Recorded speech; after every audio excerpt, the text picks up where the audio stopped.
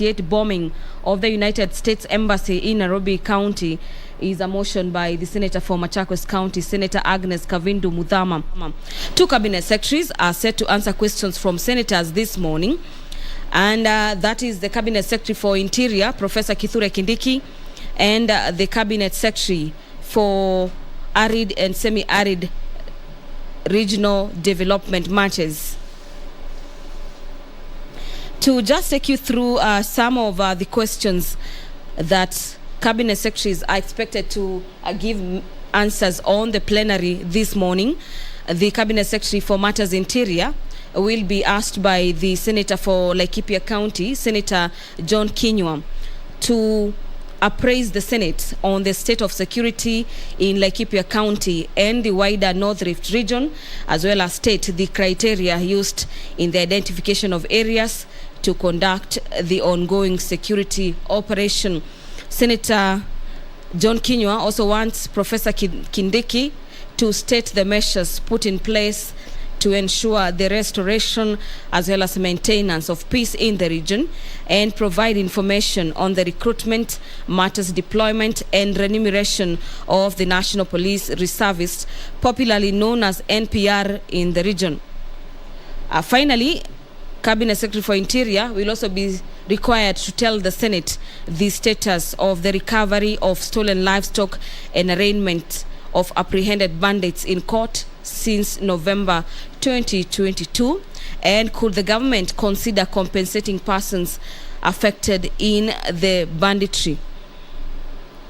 In relation to matters banditry, Professor Kithure Kindiki will also be telling the Senate the measures that have been put in place to curb the abuse of ketamine, an addictive drug popularly known as kete, particularly in the Mount Kenya region, as well as efforts the ministry has made in the establishment of rehabilitation facilities for recovering addicts of the drug. The business of the Senate is just about to commence. Senate Speaker Honorable Amason Kingi is presiding over the business of the Senate this morning. Allow me to hand you over for the live proceedings of this particular live broadcast. Enjoy your viewing. Favor and blessings as your servants, whom you have been pleased to call to leadership positions in this republic. We seek guidance to treat and consider all matters that shall come under deliberation in so just and faithful a manner as to advance the peace, prosperity, and welfare of our country and of those whose interests you've committed to our church. Amen.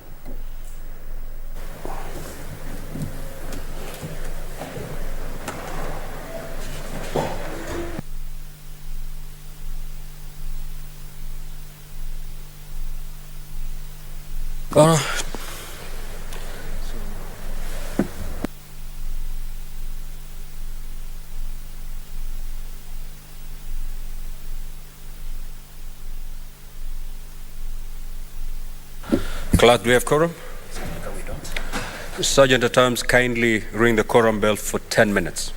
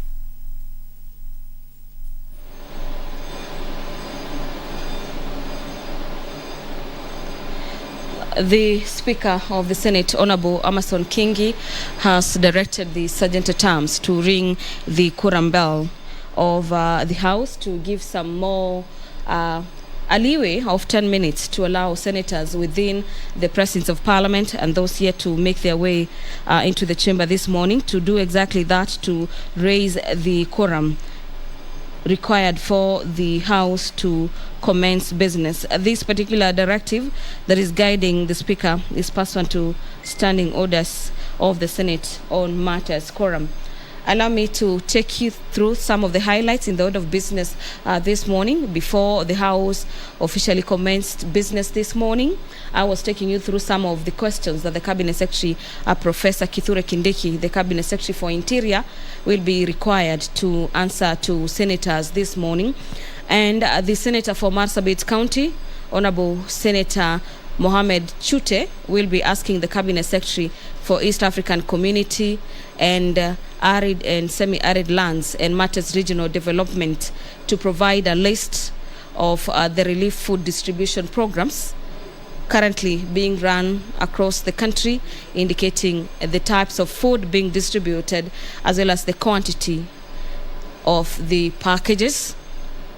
Honorable Rebecca Miano will also be required to tell senators who are the suppliers of the relief food under these programs from 2017 to date, and could the Cabinet Secretary also state the amount paid to the respective suppliers as well as indicate the pending bills accrued, if any. The Cabinet Secretary will also be explaining the tendering process used to award the tenders and provide details of the type of food products procured and the price per unit in respect to the current programs. Honorable Moses Kuria, the Cabinet Secretary for Matters Trade and Investment, is also set to appear before Senate this morning. The Cabinet Secretary will be required to answer to senators the state as well as type and quantity of goods being imported by corporations and individuals pre-qualified by the Kenya National Training Corporation, popularly known as KNTC. Honorable Moses Kuria will also be telling senators in plenary this morning what is the procedure used by the Kenya National Trading Corporation in identifying and pre-qualifying companies which imported goods, and could the Cabinet Secretary state how many were awarded businesses, those currently importing goods, as well as indicate the type and packaging for these commodities being imported, and this is during the financial year 2021, 2022, as well as 2022 and 2023. Senators keep making their way into the chamber this morning to allow the senators raise the numbers this morning. The Senate has raised the quorum. Allow me to hand you for the live broadcast. The Chair. Order number 3, messages. Order number 4, petitions. Order number 5, papers. Order number 6, notices of motion. Order number 7, questions and statements.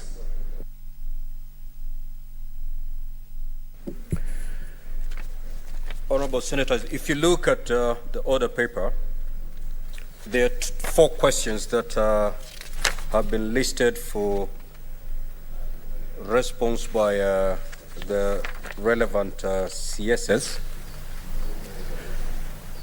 Question number 11, questions number 12.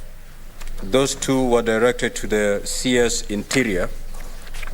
However, we received a letter informing the Senate that the CS will not be present today for purposes of responding to these 2 questions. That letter was found unsatisfactory, and another letter was sent by the clerk to the office of the CS informing him that he has to be present today. Despite that letter, the CS is not present. And therefore, understanding Order 51D, where if a CS fails to appear for purposes of responding to these questions and does not give any satisfactory reason as to why they have failed to appear, then a motion of censure shall ensue. In this regard, this matter is going to be discussed during the special SBC tomorrow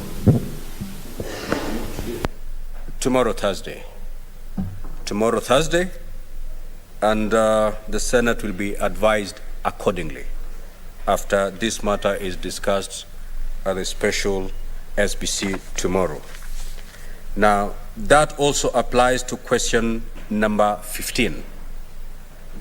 Last night, we received a letter from the CS Investment and Trade indicating that he will not be able to appear before the Senate for purposes of responding to this question. Again, no satisfactory reason was contained in that particular letter, and therefore the same will be discussed during tomorrow's special SBC for purposes of invoking Standing Order 51D. Again, after the matter is discussed, the Senate will be advised accordingly. That therefore leaves us with only one question. That is question number 14. Clerk, is this...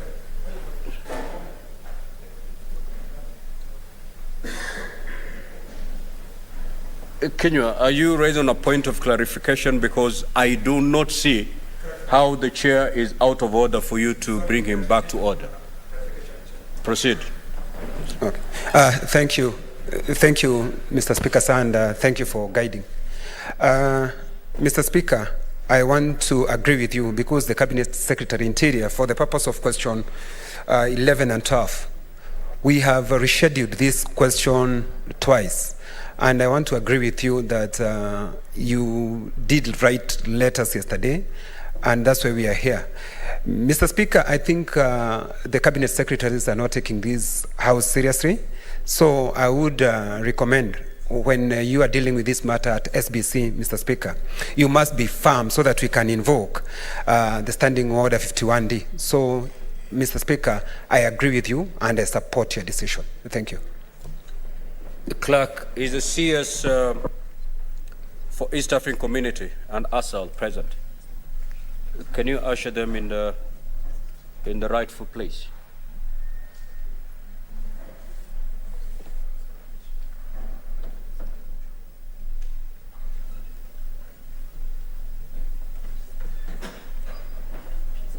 Thank you.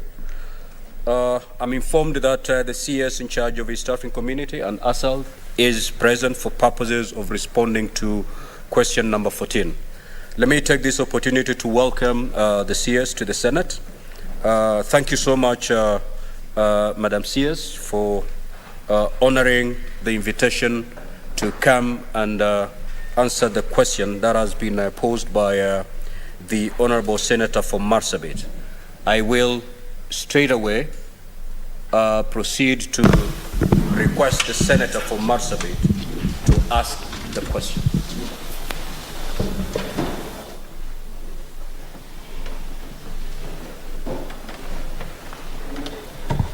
Thank you very much, Honorable Speaker. Thank you very much, Madam Cabinet Secretary. I have 3 questions to ask. A, could the Cabinet Secretary state the type and quantity of goods being imported by corporations? No, sorry. This is a wrong, sorry. This is a wrong question. If Senator, you don't know your question. Mr. Speaker, they are both mine, so it's a mix-up. You are asking question number 014. Yes, I got it. Thank you, Mr. Speaker. Proceed, Senator. Thank you very much, Mr. Speaker. I repeat now. Question A, could the Cabinet Secretary provide a list of the relief food distribution programs currently being run across the country, indicating the types of food being distributed and the quantity of package? B, who are the suppliers of relief food under this program from 2017 to date? And could the Cabinet Secretary state the amount paid to the respective suppliers and indicate the pending bills accrued, if any? C, could the Cabinet Secretary explain the tendering process used to award the tenders and provide details of types of food products procured and the price per unit in respect of the current programs? Thank you, Mr. Speaker. Honorable CS, can you proceed to respond?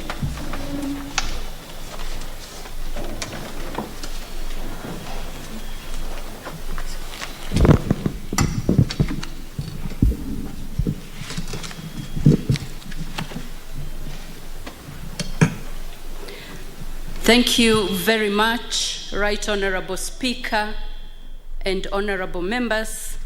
I'm glad to be here this morning to discuss matters that are important and appertain to our nation. Mr. Speaker, sir, for the purpose of clarity and for the sake of providing general context to the question by Senator Mohammed Said Chute of Marsabit County, allow me, and I wish to capture very briefly the scope of the ministry I serve as Cabinet Secretary.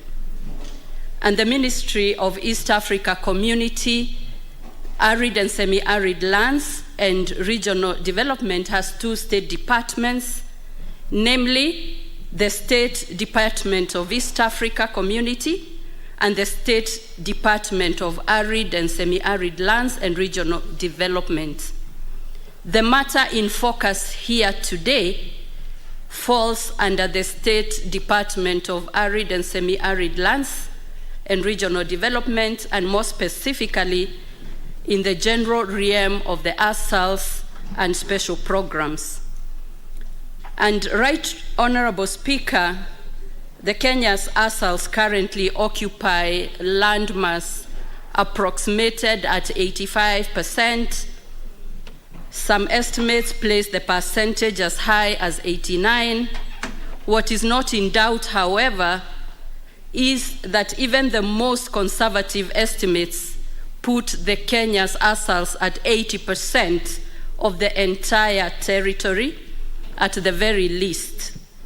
This, by any standard, is a huge landmass that can no longer be accorded casual attention with regard to socio-economic planning. In recent years, driven by climate change-related reasons, and not regarded, the areas regarded as semi-arid lands have joined the League of ASALs, even if they were not ASALs before. And Honorable Speaker, at least 200 of Kenya's 290 constituencies are now either arid or semi-arid lands. And the ASALs are home to about 40, 70, and 90% of Kenya's human population, livestock, and wildlife, respectively. Senator Boni, you cannot stand on a point of order when the CS is on her feet. You cannot. And CS, proceed, but please go straight to respond to the questions as asked. I have been listening attentively here, but you've not even started to respond to the questions. Kindly go straight to respond to the questions as asked by the Senator, please. Thank you, Honorable Speaker. The Senator for Marsabit, Mohammed Said Chute, has asked the Cabinet Secretary for East Africa Community, Assals and Regional Development, to provide a list of the relief food distribution programs currently run across the country, indicating the types of food being distributed and the quantity of package. The ministry runs relief programs through the National Drought Management Authority and the Directorate of Special Programs. The Directorate of Special Programs relief food interventions are categorized into two. Number one is the relief food distribution, and number two is the humanitarian emergency response.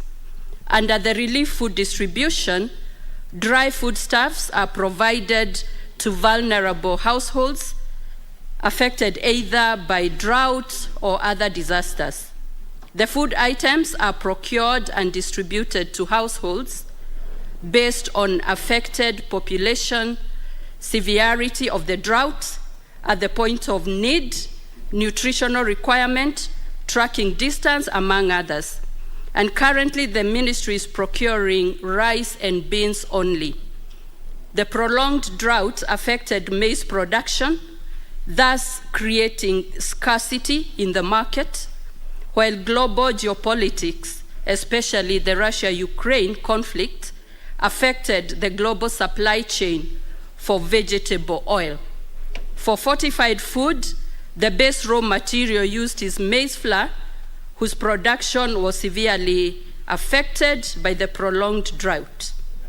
And according to the guidelines and procedures for the management of relief food distribution in Kenya, the following committees are responsible at various levels: the State Department for Relief Food Committee, County Steering Group Relief Food Committee, Sub-County Relief Food Committee, the Ward Relief Food Committee, Local Relief Food Committee, and Sub-Location Relief Committee, and finally, Village Relief Food Committee. And the following are the food items that are procured. Number one is rice that is packaged in 50 kg bags. Number two, beans, also packaged in 50 kg bags.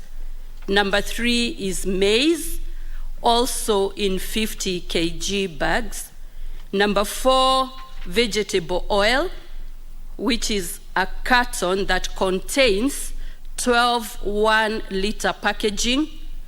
And finally, fortified food bales of 25 kgs each. But like I have said, we are currently only dealing with rice and beans.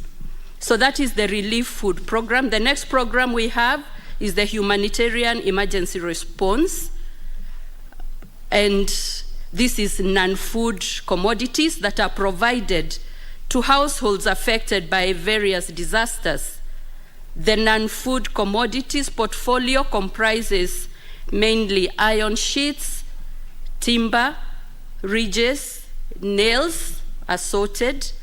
We have mattresses, blankets, kitchen sets, jikos, gas lamps, tents and tarpaulins, soaps, and sanitary towels. And worth taking note of is that the ministry did not get an allocation for relief supplies in the current and now ending financial year. However, we requested for allocation as and when the need arises. Under the National Drought Management Authority, it supports non-food programs to mitigate the effects of drought through cash transfers and safety nets program. They also do water tracking and provision of livestock feeds. NDMA also coordinates relief food distribution by private sector-led initiatives and some development partner initiatives.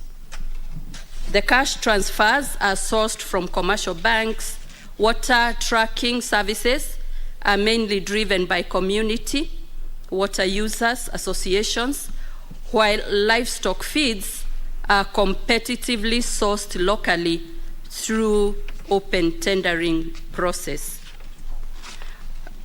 Honorable Speaker, we have provided finer details in the appendices of all the programs that have been in place, and they are available as appendices. On question number B, the question is, who are the suppliers of relief food under these programs from 2017 to date? And could the Cabinet Secretary state the amount paid to the respective suppliers and indicate the pending bills accrued, if any? Honorable Speaker, regarding the period spanning 2017 to October 2021 and also October to January 2023, this particular query was redirected to the State Department for Devolution and the State Department for Social Protection and Senior Affairs for competent adjudication and response, because this function was only transferred to my ministry through the Executive Order number 1 of January 2023, and we have only handled this function for the last 5 months or so. Honorable Speaker, the ministry did not then inherit any pending bills as far as relief supply is concerned, while payments to the current suppliers for the 5 months is ongoing because delivery and supplies continue. We have, however, provided a list in the appendix of the suppliers that are sourced through the supply branch. On question number C, could the Cabinet Secretary explain the tendering process used to award the tenders and provide details of the types of food products procured and the price per unit in respect of the current programs? Mr. Speaker, sir, the Ministry of Lands, Public Works, Housing and Urban Development, through the State Department of Public Works, that is Supplies Branch Department, pre-qualifies contractors for supplies of goods and services to various government ministries, departments, and agencies every 2 years or as and when it is necessary. The Ministry of EAC, the SALS, and Regional Development uses the list of pre-qualified contractors to identify appropriate suppliers for various commodities for the relief programs. The supplies branch agreement referenced as a contract number 53 of 8 that was dated January 2023 was issued, and the details of the framework contracts of supply and delivery of dry foods is also attached, and it has about 400 or so providers. The procurement and relief food and humanitarian emergency response commodities are based on the provision of Public Procurement and Asset Disposal Act of 2015 and as guided by the supply branch. The types of food products that were procured from January to May, when this department was in my docket, was rice, Sindano grade of 50 kgs, and the cost in January was 7,250. The beans, various types, packaged in 50 kg bags, and the price was 7,500. Maize, we did not purchase, and also vegetable oils and other fortified foods. In terms of the tendering process, in accordance with the provisions of the Public Procurement and Asset Disposal Act and the aforementioned circular from Supply Branch, the State Department for Asals and Regional Development adopted the contract framework. The ministry also utilizes provided tendering procedures and methods for sourcing relief food, and the methods are open tendering, restricted, direct, request for proposal, and requests for quotation. As noted, Kenya experienced the worst drought in 40 years, and the biting drought rendered many people food insecure, and there was urgent need of relief assistance. So with that in mind, and with limited resources, we looked at the market and the prices that were set by the supplies branch, and we managed to bring down the cost, the delivery cost, and therefore we managed to get some rice at 4,500 per 50 kg bag, compared to the 7,250. We also managed to get the second lot of the rice at 5,250 compared to the initial 7,250. And for the beans, because of the scarcity, we were only able to bring it down to 7,300 from the initial 7,500. I submit, Mr. Speaker, sir. Thank you, Honorable CS. Honorable Senator Chute, understanding Order 51C7A, you have an opportunity to ask 2 supplementary questions.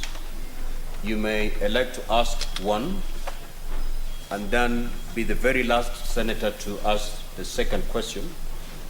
If you've been responded to satisfactorily, you may not even elect to ask any question.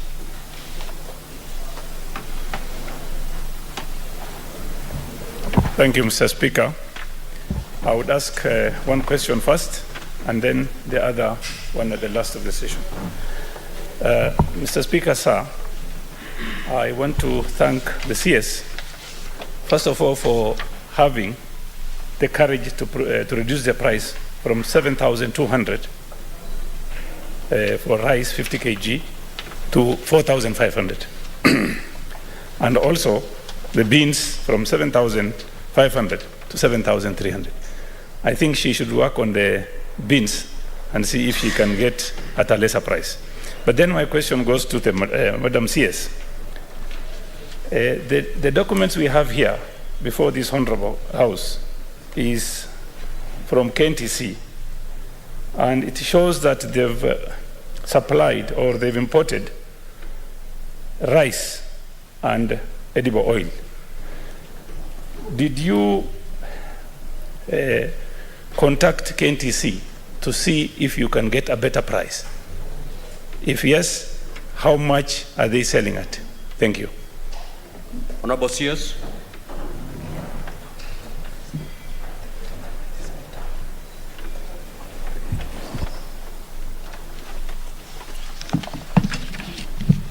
Thank you, Mr. Speaker, sir, and honorable members. I wish to confirm that we did contact KNTC, and the price we got for rice and the beans was slightly higher. the rice was, I don't have the actual figures, but I can firmly confirm that the prices were slightly higher.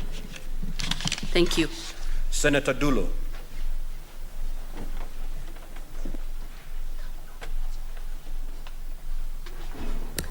Thank you, Mr. Speaker. Mr. Speaker, let me take this opportunity to thank CS on her elaborate response to the question asked by Senator Chute. And I must thank Senator Chute for bringing this statement. My question, Mr. Speaker, number one, CS, the food is actually dumped at the DC's headquarters. And the procedure that has been there before, there must be a budgetary allocation to ensure that the food reaches the communities.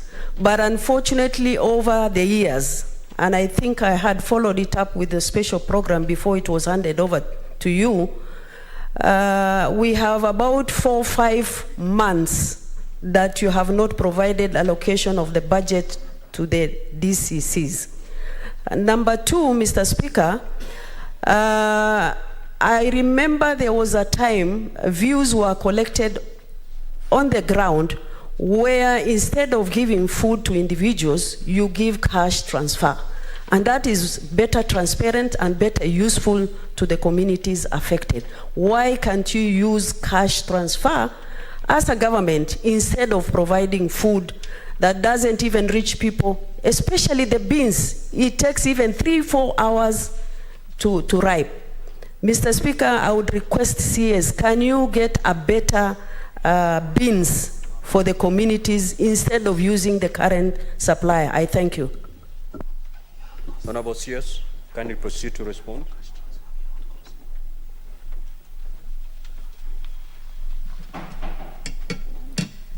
Thank you, Mr. Speaker. Sir, I'll take the question by Honorable Fatma, and this is in regard to the last mile arrangement for relief food distribution. And this is normally through the county steering group that is co-chaired by the county commissioner and the governor, with membership from Ministry of Interior and other stakeholders. But specifically on the transport, we have given an appendix starting from February to show that the Arid counties then received an AIE of 200,000. The semi-arid received 100,000 per sub-county, and the non-ASAL, non-traditional ASALs that were affected got an AIE of 50,000. And we continue to perfect this to ensure that by the time the food arrives at the last mile or at the sub-county, that amount is available because it is for distribution and transport. So from February to May, I have the data to show that we are matching the food distribution and the amount for transport. But in regard to your second question on cash transfer, I couldn't agree with you more. I do agree that cash transfers are efficient, effective, dignified, and we do have that under the National Drought Management Authority, that is the Hunger Safety Net Program and World Food Program, and some of the development partners already have that program. I wish to assure you that this is work in progress so that going forward, we reduce as much as possible the relief food distribution and revert to cash transfer, which gives households convenience, dignity, and variety. And we shall give this, the technical teams, we will give them the urgency and the importance that this assignment requires, And I will be glad to update the House at the appropriate time the progress made towards achieving much more of cash transfers than relief food distribution. I submit, Honorable Speaker. Senator Seki. Thank you, Honorable Speaker. Thank you for this opportunity, and I want to appreciate the Cabinet Secretary. I want to ask a question in regards to question 2 on supply of relief food under this program, as asked by Senator Chute.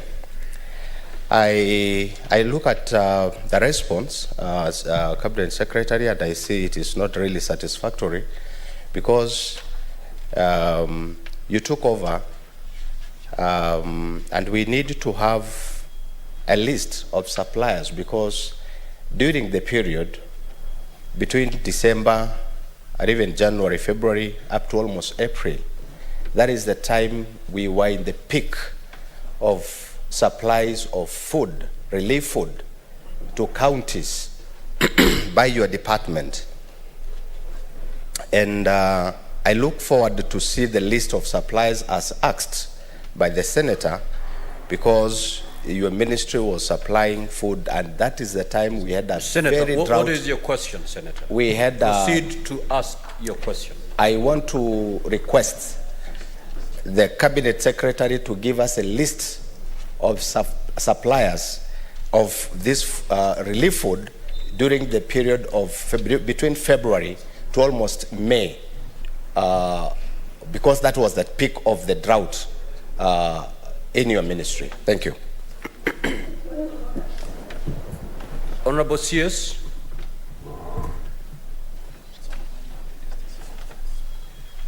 The question is, could you provide a list of those suppliers, especially for that period when drought was at its peak?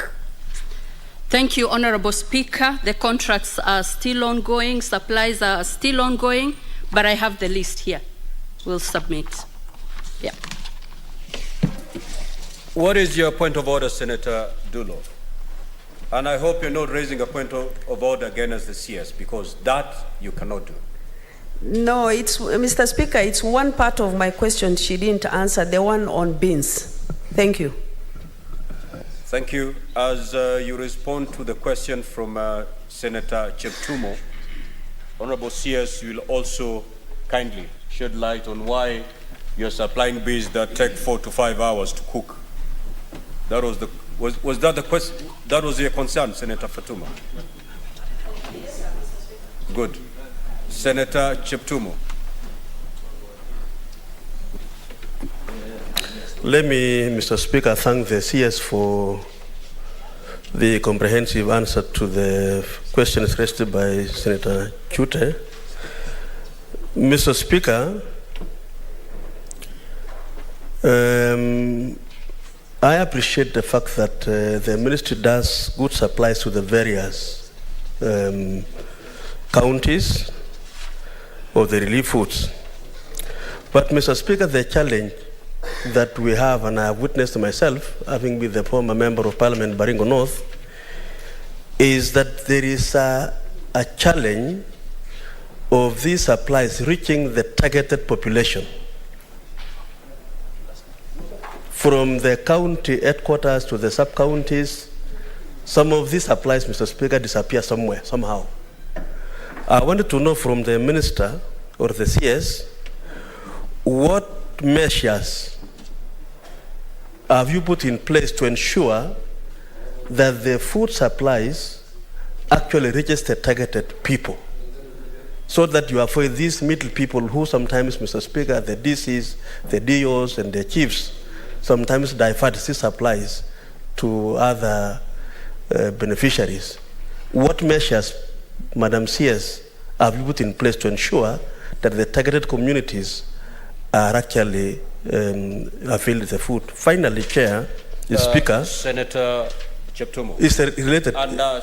Understanding Order 51C7B. Okay, Chair. Oh, okay, Speaker. It's okay. It's okay. Okay. Honorable CS, kindly proceed to respond to Senator Cheptumo's question, as you also respond to an earlier question by Senator Dula. Proceed, kindly. Thank you, Honorable Speaker. In regard to the question by Honorable Fatuma, that is in regard to beans.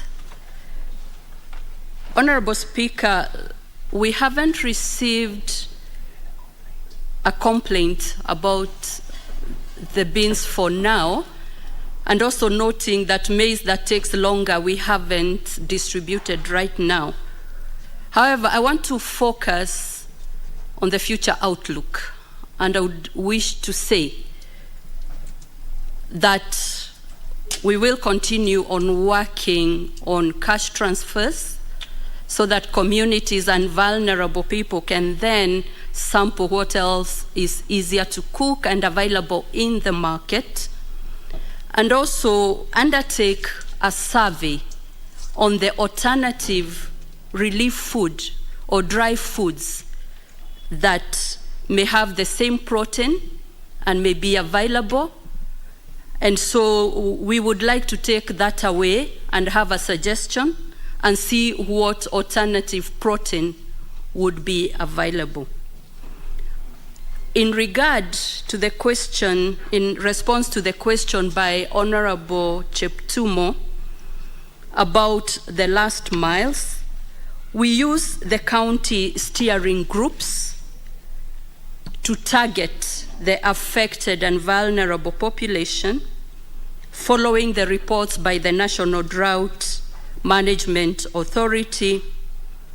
And then these groups that are co-chaired by the county commissioners and the governor, and memberships from the Ministry of Interior and National Administration, the county government, Ministry of Agriculture and Livestock, Ministry of Health.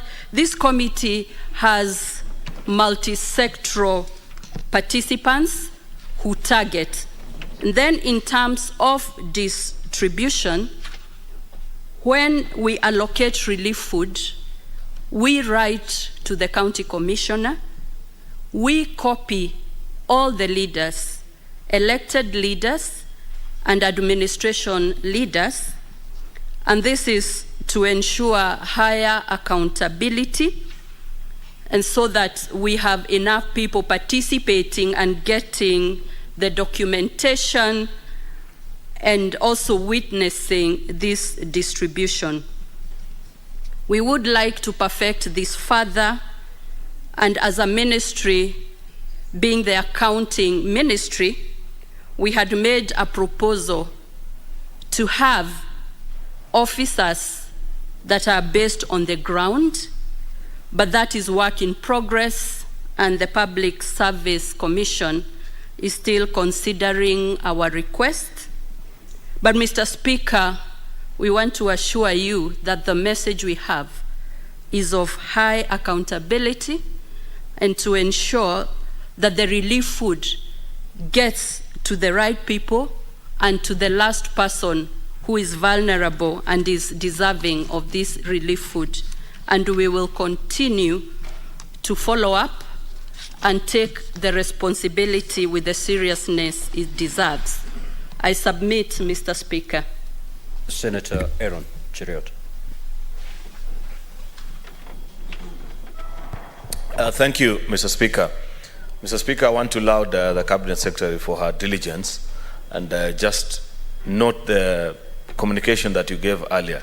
Something curious to note, Mr. Speaker, is that the Cabinet Secretaries who have not previously served in Parliament with us are more responsive to calls to this House than our colleagues who used to be there.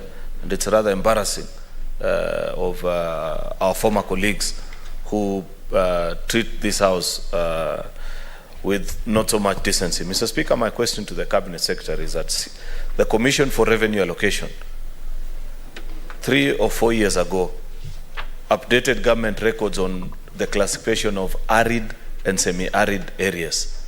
Previously, as you would know, Mr. Speaker, arid and semi-arid areas were large geographical areas perhaps you'd say to the north of the country and certain parts of the country. However, CRA commissioned a study and classified and divided the country into wards, which is a well-known administrative units in the country that pass the test of what you'd classify them as arid and semi-arid areas. I continue to see ministries, unfortunately, including her ministry, who still stick with what was a former classification of what will be arid and semi-arid areas, and therefore even in the distribution of relief food, share it only with the traditional arid areas.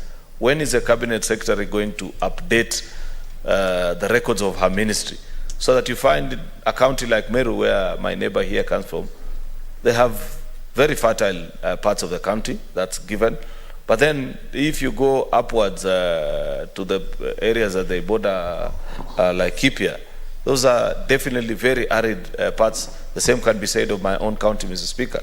So I want to find out and know from the Cabinet Secretary when her ministry will update this information so that food distribution and relief and drought mitigation programs can reflect the new definitions that have been issued by Commission for Revenue Allocation. Thank you, Mr. Speaker. Honorable CS.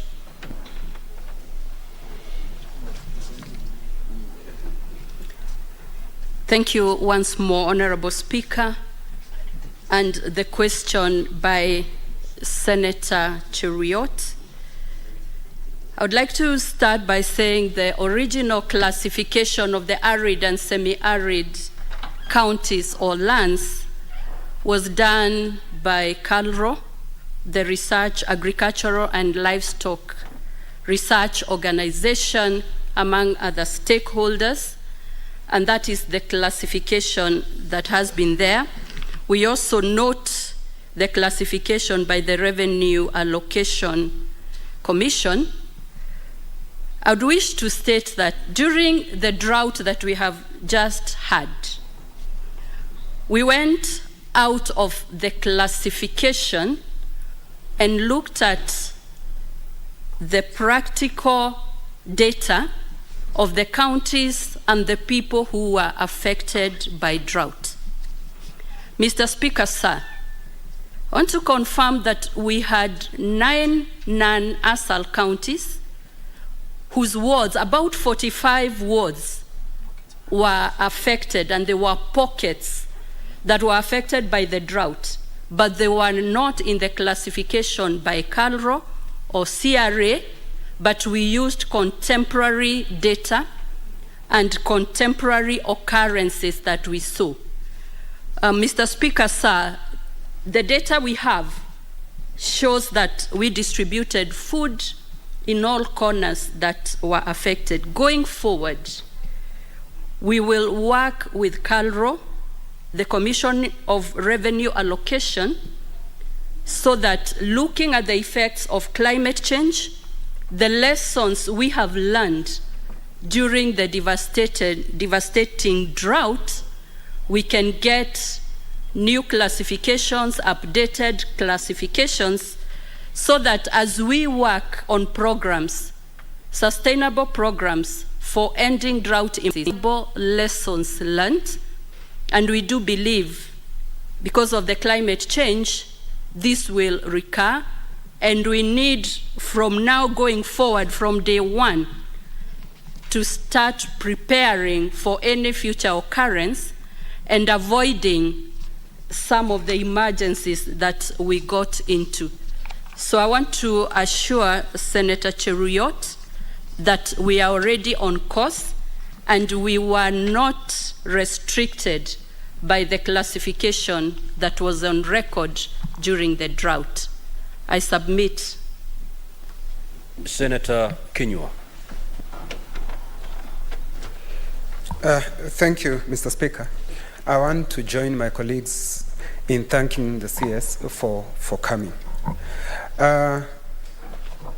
Mr. Speaker, it beats logic because most of the time when I look at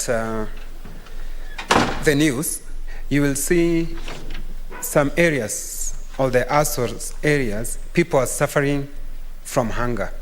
But On the same breath, Mr. Speaker, you look at other parts of this country. For example, you look at Osingishu, look at some parts of Laikipia. People have bumper harvest. What I'm asking, Mr. Speaker, or what I'm encouraging the Cabinet Secretary, why don't we buy locally instead of having this rice being imported? And we have our farmers in Moya who keeps on complaining about the low prices, Mr. Speaker. You go to Osingishu, the same thing, Mr. Speaker, the prices of maize. You come to Laikipia, we can provide protein from our animals, then we can have canned meat. And that, Mr. Speaker, the prices that we are getting would be less and will provide more food to our people. Mr. Speaker, I want to confirm that the Cabinet Secretary, the way she's answering questions, she has given details. I want to confirm she's the daughter of Laikipia, and we are proud of her. Thank you. Honorable CS, proceed to respond to the question.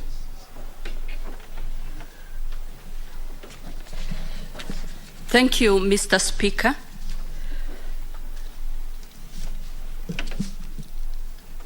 Yes, Senator Kenyua has said that some areas produce more food while other areas have a shortage, which is true. But during the drought, this last drought and the very worst drought, Kenya was a net importer of food, and especially rice and beans and other commodities. We are net importers. But back to his point, there is work that needs to be done by multi-sectoral players, Ministry of Agriculture, Ministry of Water, various government and non-state actors, to come up with county food balance sheets and come up with an exercise that will even bring back reserve food quantities so that in future that food can be stored, that food can be available, and that we can manage the shortages in some counties by getting from other counties. And I will also say again, that is an assignment worth taking by the multi-sectoral players in this food security sector, where my ministry is also involved and also very interested in the outcome of such an exercise. Thank you, Mr. Speaker. Senator Mogo.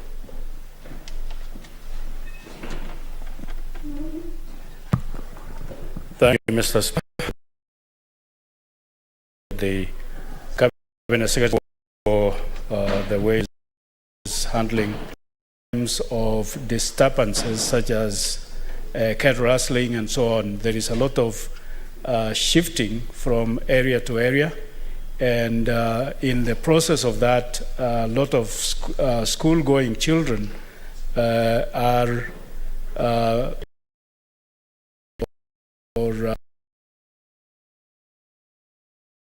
what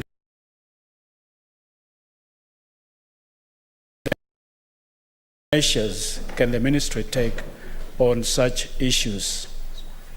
Thank you. Honorable CS.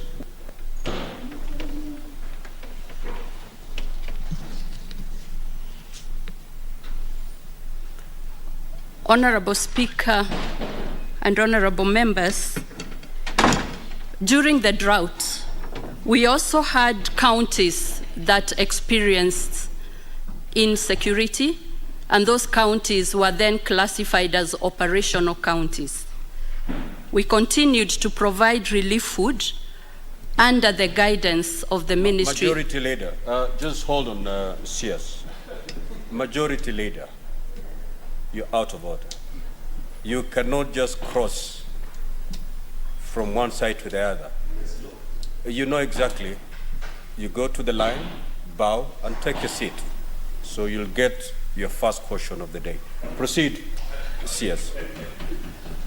So the operational areas, we continued to provide relief food guided by the security team, and even the delivery was supervised by the security.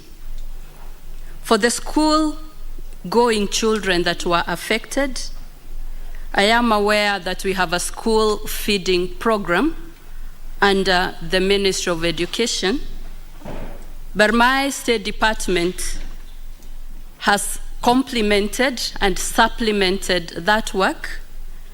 And Mr. Speaker, just this week, I think on Monday, we had a meeting to discuss the same issue, how to support the school children that are affected by the peace operations and the lack of security. More importantly, we are aware some of this insecurity is just competition for limited resources, lack of development, and again, we need multi-sectoral teams to work on how to spur development and provision of resources. Just today, I have shared in the newspaper, one of the newspapers, my article on reimagining peace in the arid and semi-arid lands that is co-authored with the Interior team. And we would, going forward as a country, and even in line with the manifesto and the plan, just taking development to all corners of the world, of the land, all corners of Kenya, so that the arid and semi-arid lands that are more known for lack of peace are then promoted to the same level of development as the rest of the country. And I do believe issues of insecurity, other challenges that are encountered for lack of resources and development will either be minimized or eradicated altogether.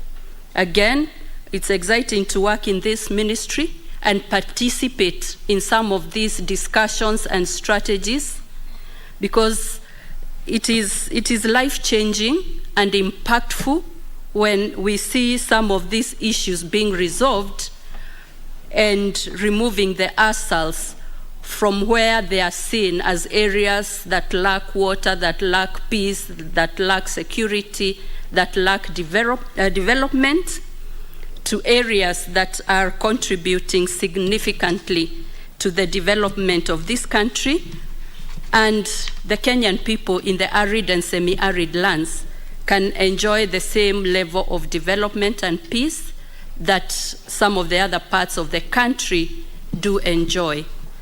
I thank you. Senator Matinga. Thank you very much, Mr. Speaker, sir. Let me also start by thanking the Madam CS for ably responding to all the questions. My question would be, Mr. Speaker, sir, this having been a drought that was the worst in the last 40 years, what is the ministry doing in order to ensure that we develop strategic reserves, that we develop post-harvest management issues, so that we do not lose a lot of food when we have bumper harvest only a couple of years down the line to use a lot of money to mitigate the drought measures? Thank you, Mr. Speaker. Honorable CS.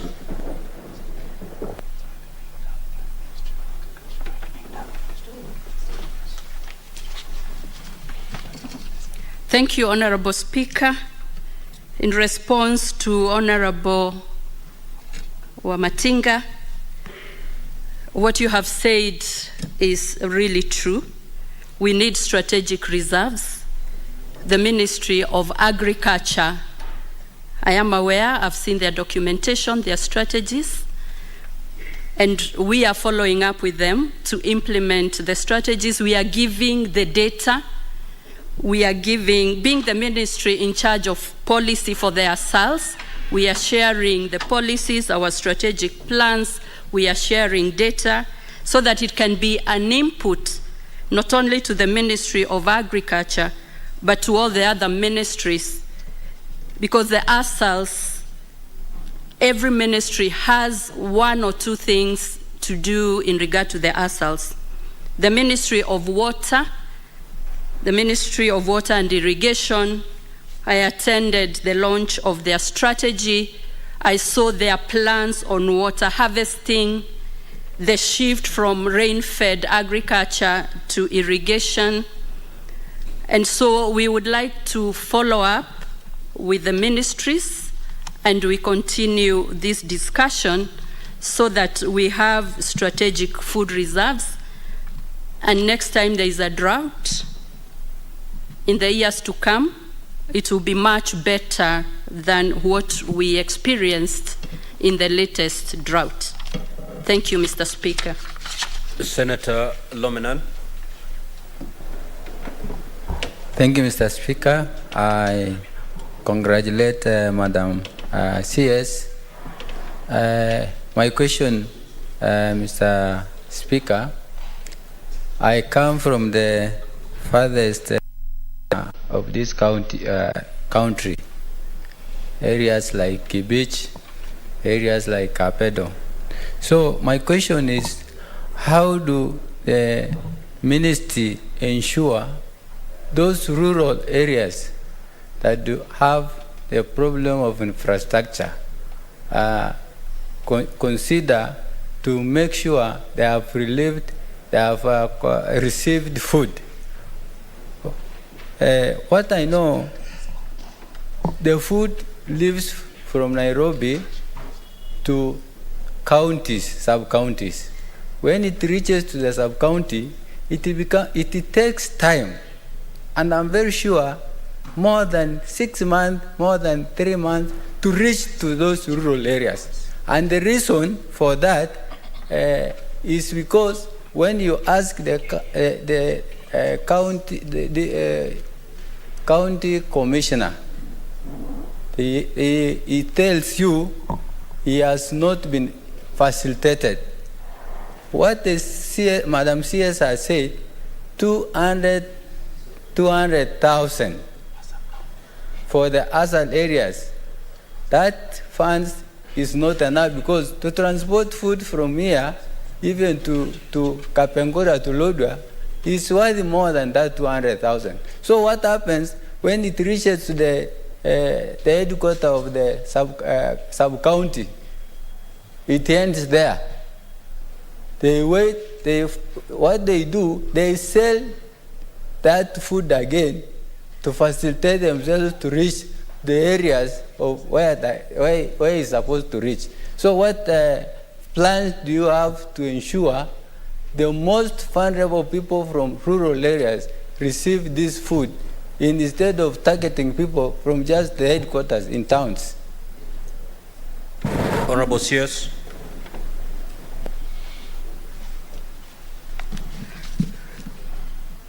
Honorable Speaker and also Honorable Lomenen, I would like to confirm that during the drought, I managed to go to Turkana 4 times, to the most interior part, and even for relief food distribution.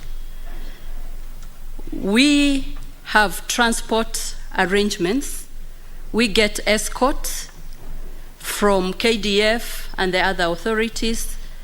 And lately, we are also using government vehicles. But I would like to clarify about the 200,000. The 200,000 is for fuel for the sub-county level, not for the transport in totality per county or per area. So that is to ensure that the food reaches where it's supposed to be. You mentioned that probably food is sold to get funds for transport. I haven't experienced that in the 5 months that I have handled this assignment. Maybe there would be need to segregate maybe historical issues if they were there. But for the last 5 months, I have seen smooth transportation of food.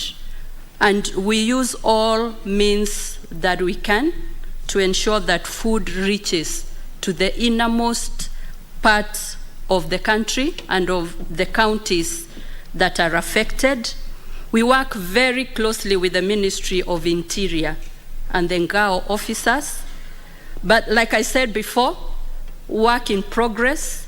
always improving, always making it better, and that is the mindset we are having as a state department. But of course, if there is infrastructure development in these counties in the long run, the challenges we are having of transport, other challenges, will be minimized and eradicated eventually. So it is a good future to look at or to anticipate. Thank you, Mr. Speaker. Senator Lelegwe. Thank you, Mr. Speaker. I appreciate the response, the comprehensive response from the Cabinet Secretary, both for the primary questions and the four supplementary questions being asked at the floor. Mr. Speaker, we all agree that this was the worst drought as reported in the last 40 years. But I've heard the Cabinet Secretary say that the people who are affected, meaning that the impact or the effects of the drought is over. But I cannot agree with that because with the pastoralists or the livestock dependent communities of Kenya are still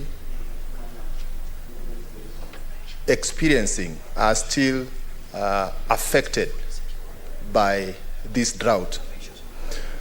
One, because of the depleted numbers of their livestock, which they depend on, and also these livestock are still weak. So my question to the Cabinet Secretary is, what measures is the Cabinet Secretary considering to ensure constant supply of emergency relief aid for these communities in ASAL areas that are still affected despite the rains, which have not changed the situation in Kenya or in these communities that depend on livestock? Thank you, Mr. Speaker. Honorable CS.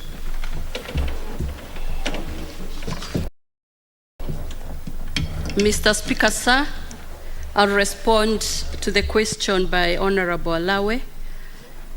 It is true that Kenya has experienced the worst drought.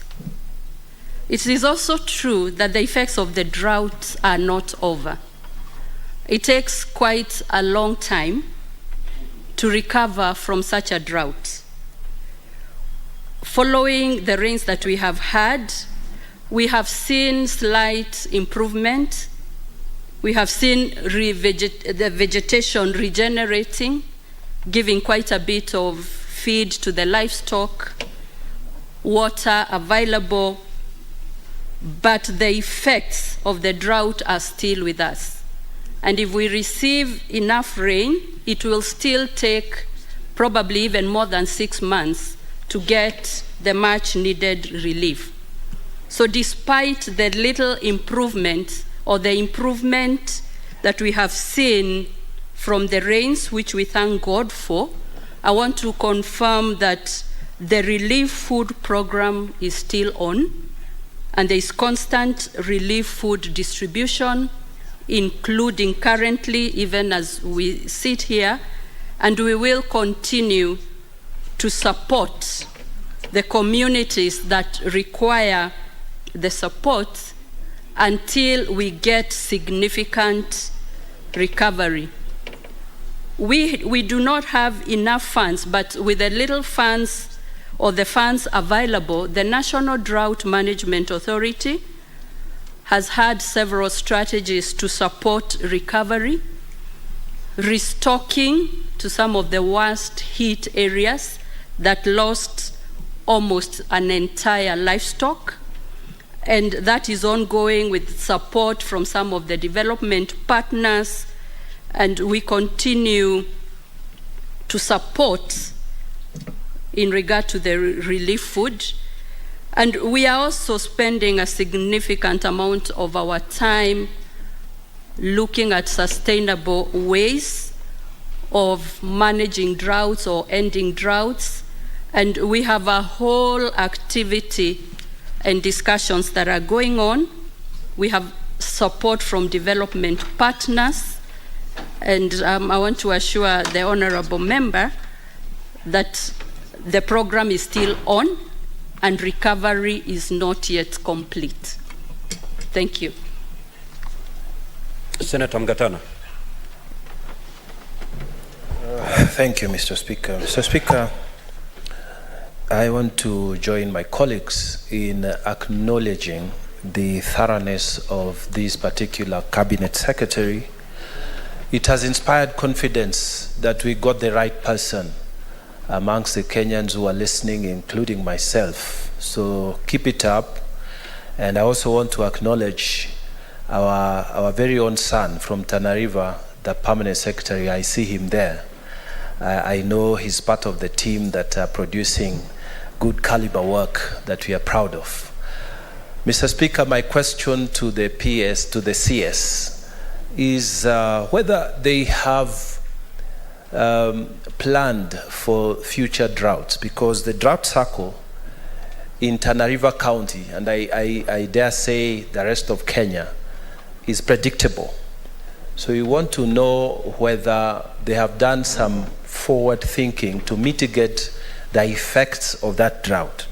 I have in mind, Mr. Speaker, whether the ministry has planned for, say, procurement of the bells of grass that is useful and good food for animals during drought, whether they have thought, and I'm particularly speaking of Tana River County, because that's where animals from Marsabit, animals from Isiolo, they come during the drought season.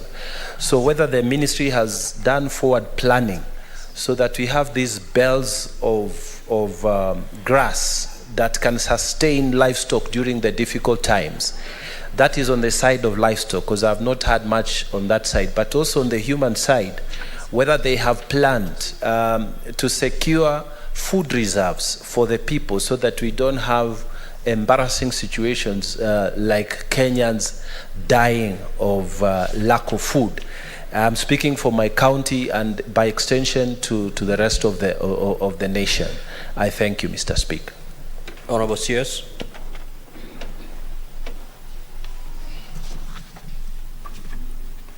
Thank you, Honorable Speaker. Thank you, Honorable Senator Mungatana. Compliments are rare but appreciated.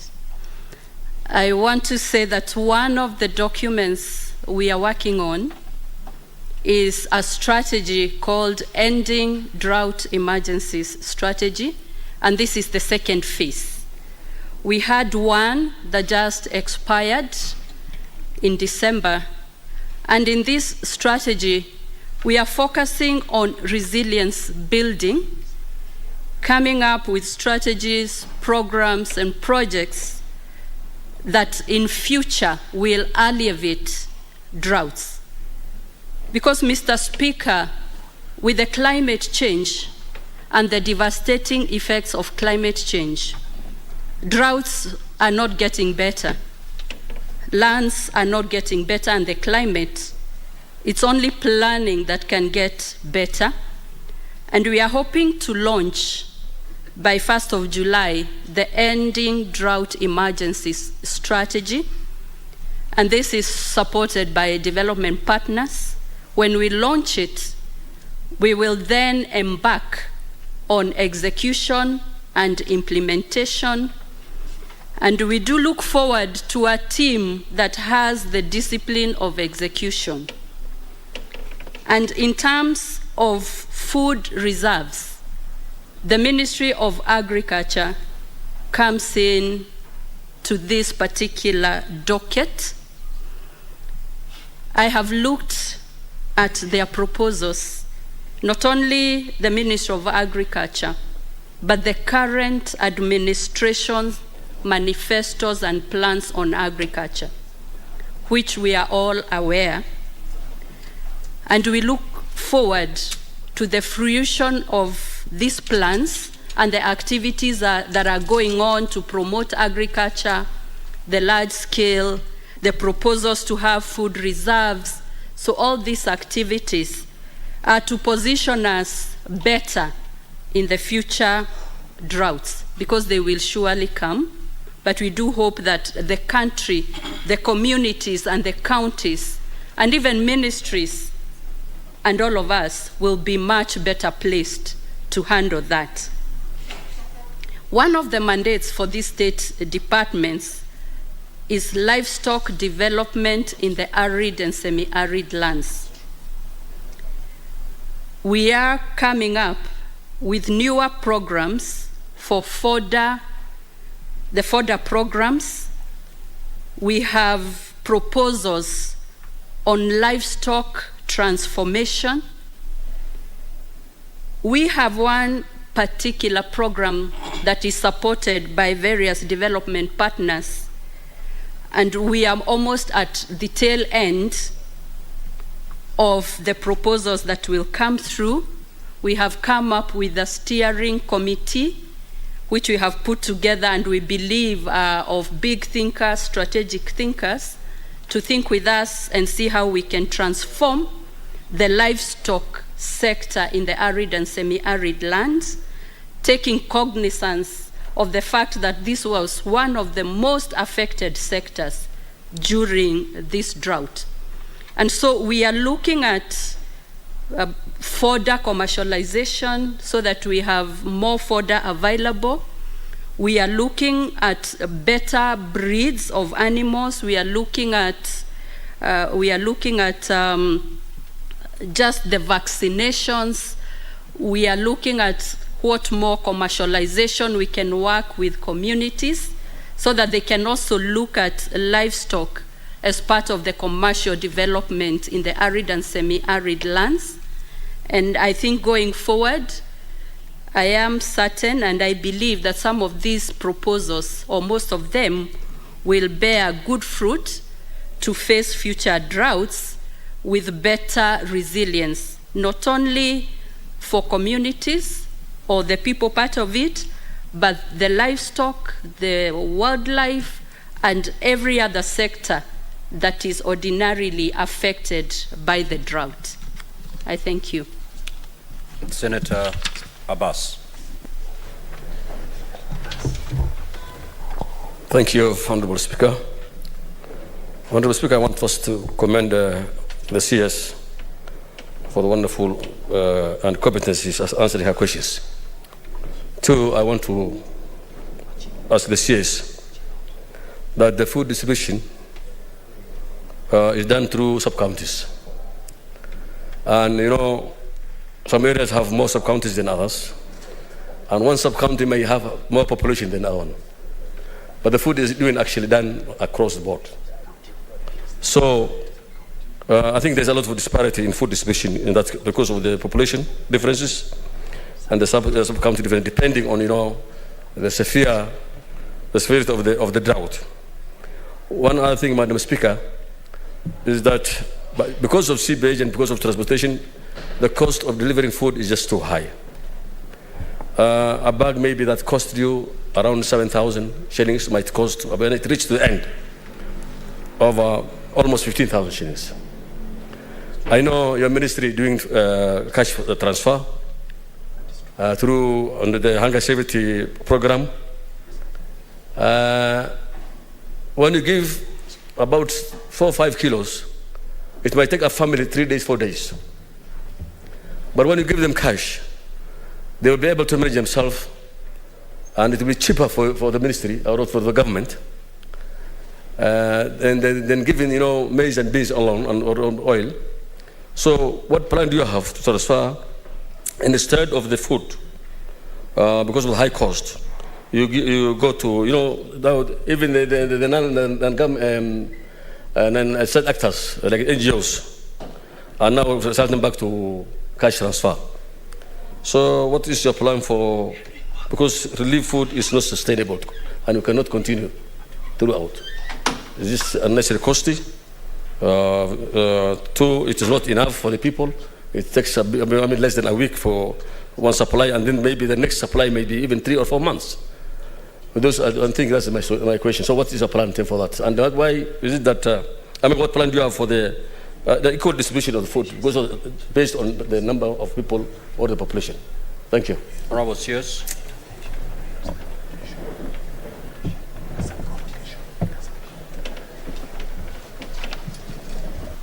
Honorable Speaker, I'll take the question by Senator Abbas.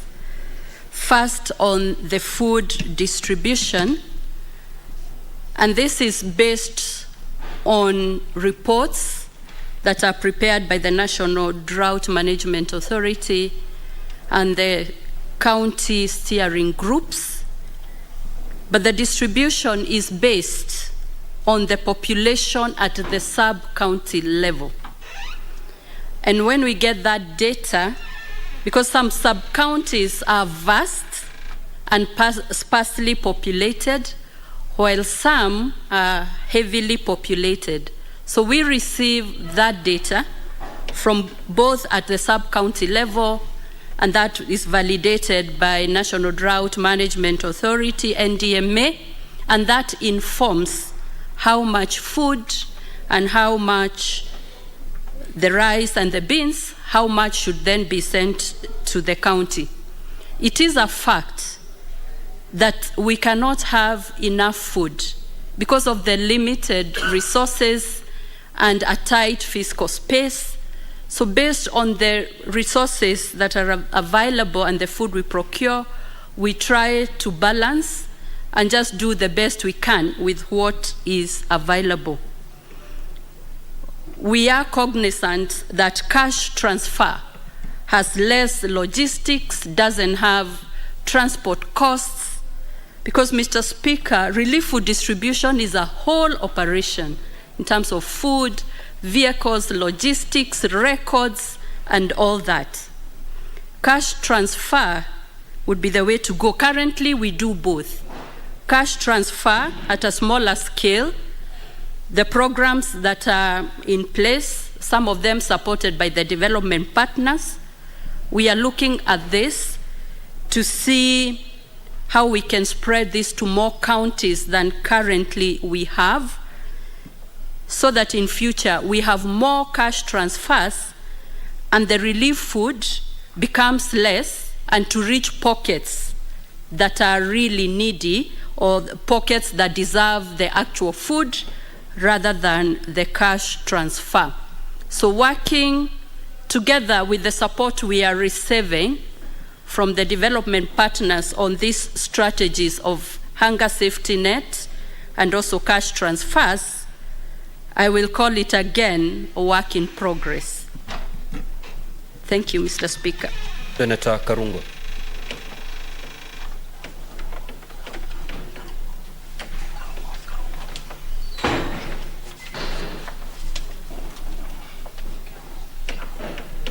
Thank you very much, Mr. Speaker. And I take this opportunity also to thank Madam Waziri because of her responses, which I feel satisfying. But I want to build up on a question that was asked by Senator Abbas, because I wanted to ask almost the same question. Mr. Speaker, you either have food or you don't. And there are factors that contribute towards that. Maybe lack of employment, lack of job, lack of access to food. But in this case, I know we are talking about famine. So when there is famine, that is long term.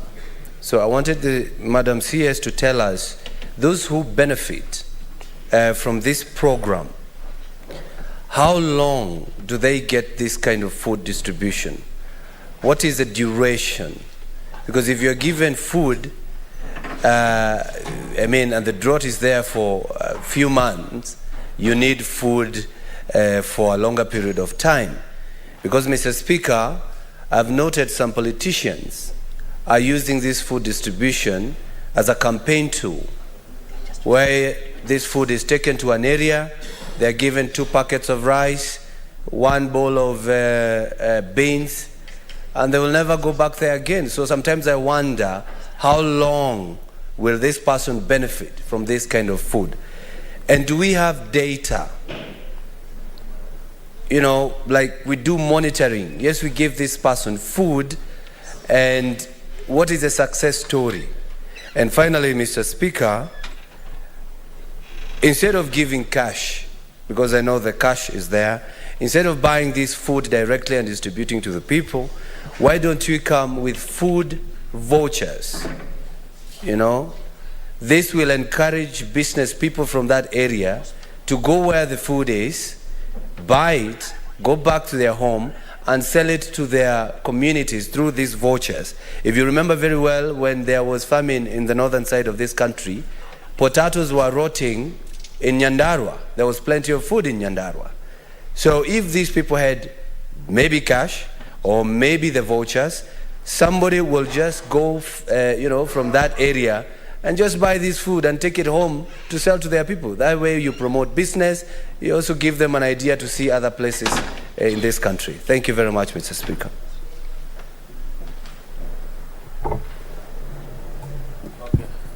Honorable Madam CS.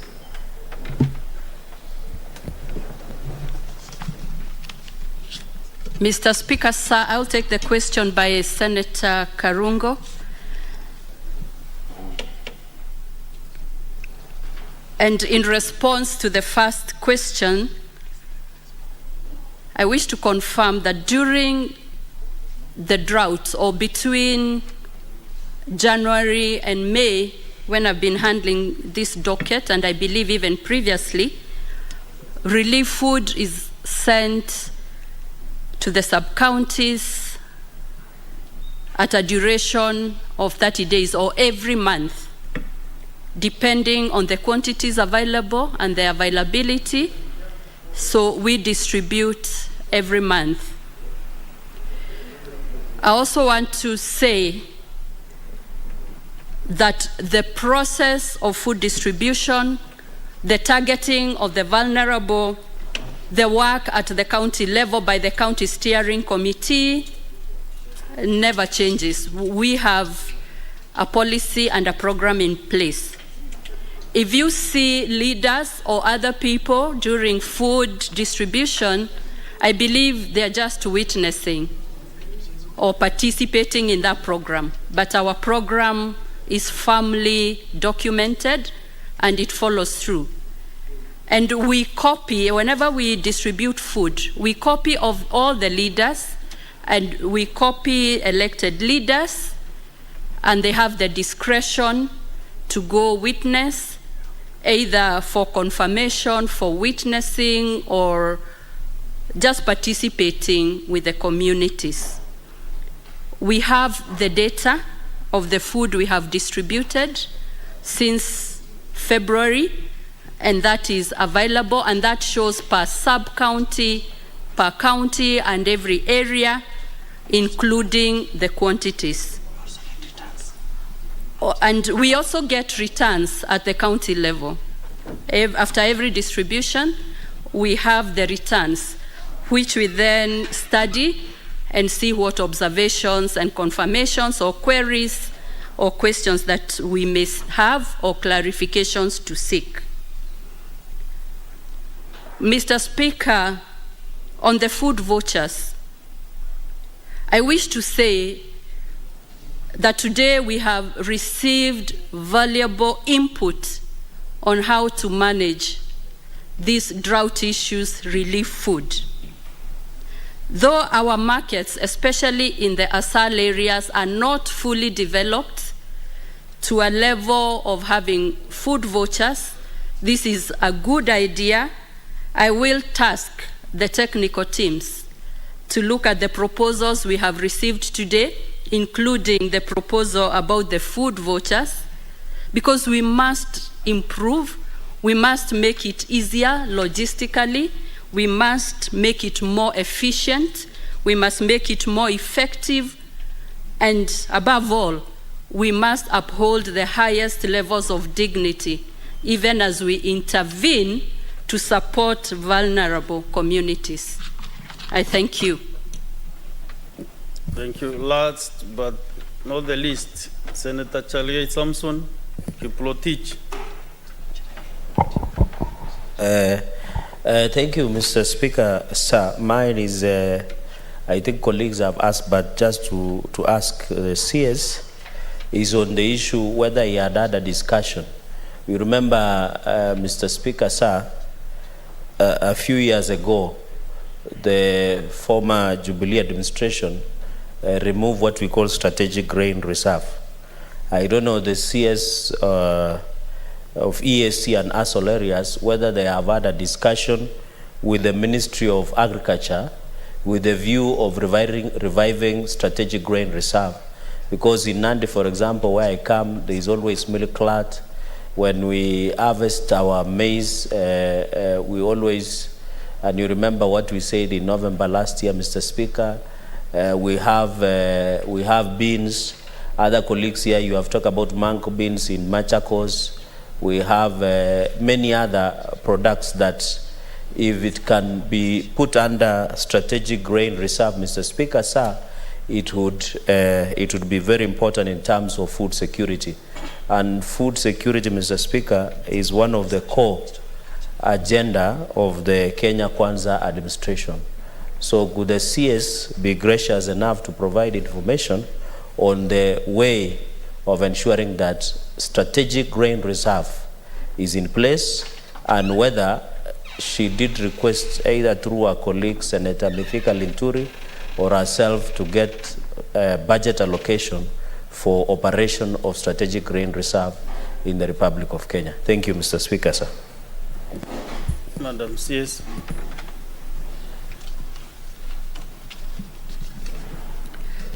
Thank you, Mr. Speaker.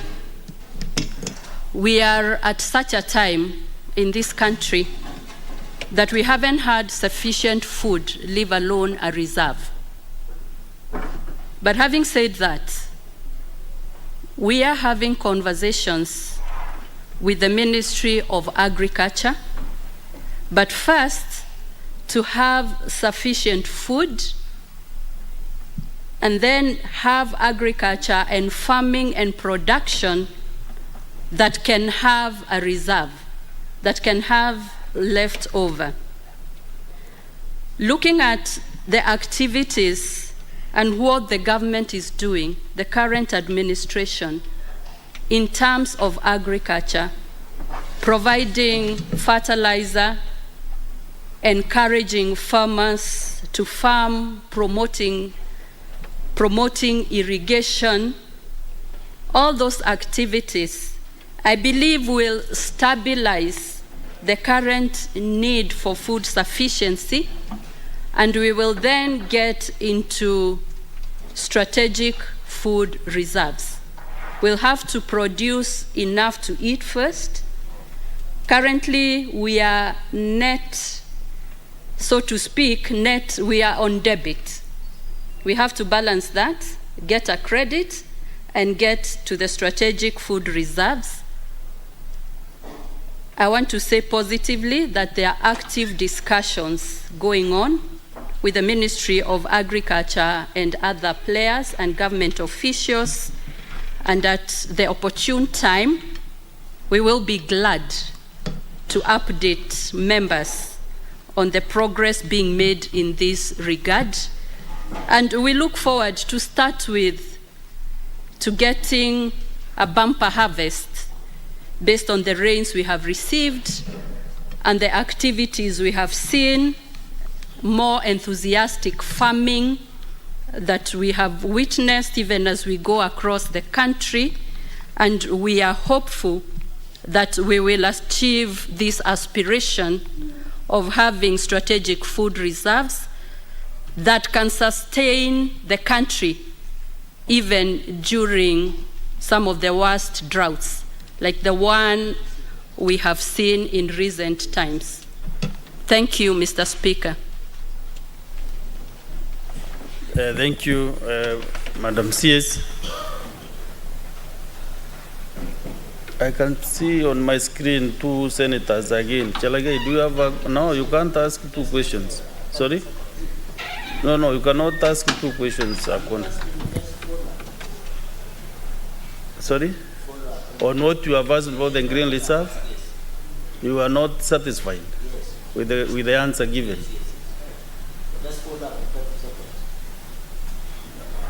Do you have enough grains to keep in the stores as a strategic grain? 30 seconds, kindly.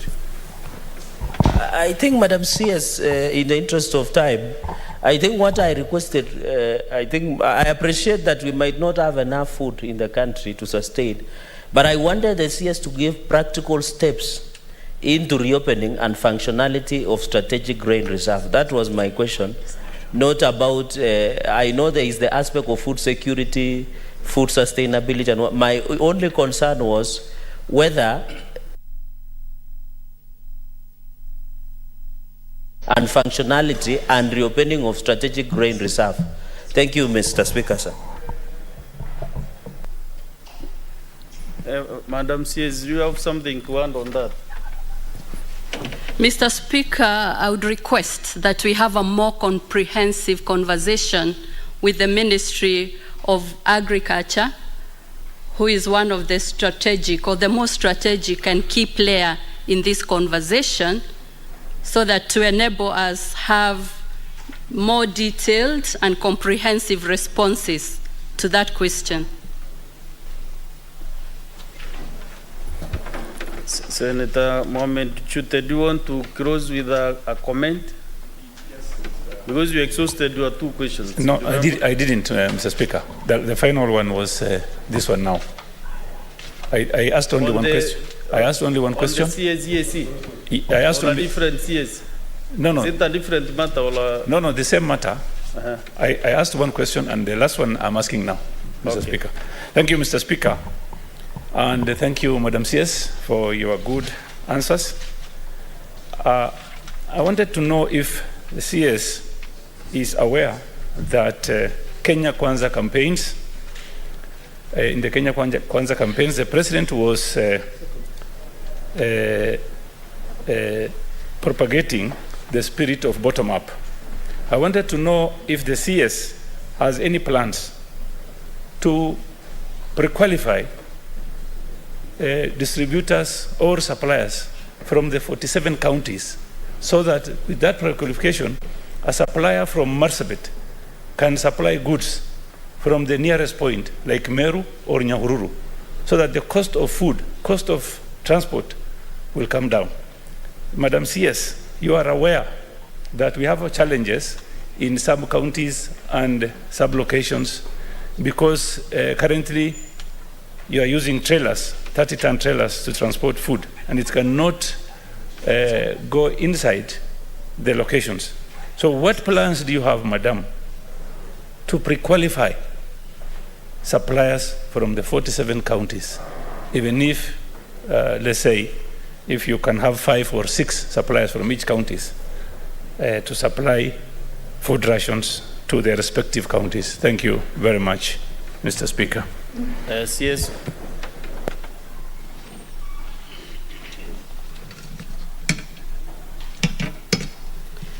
Thank you, Mr. Speaker, sir, and I will respond to the intervention by Senator Chute.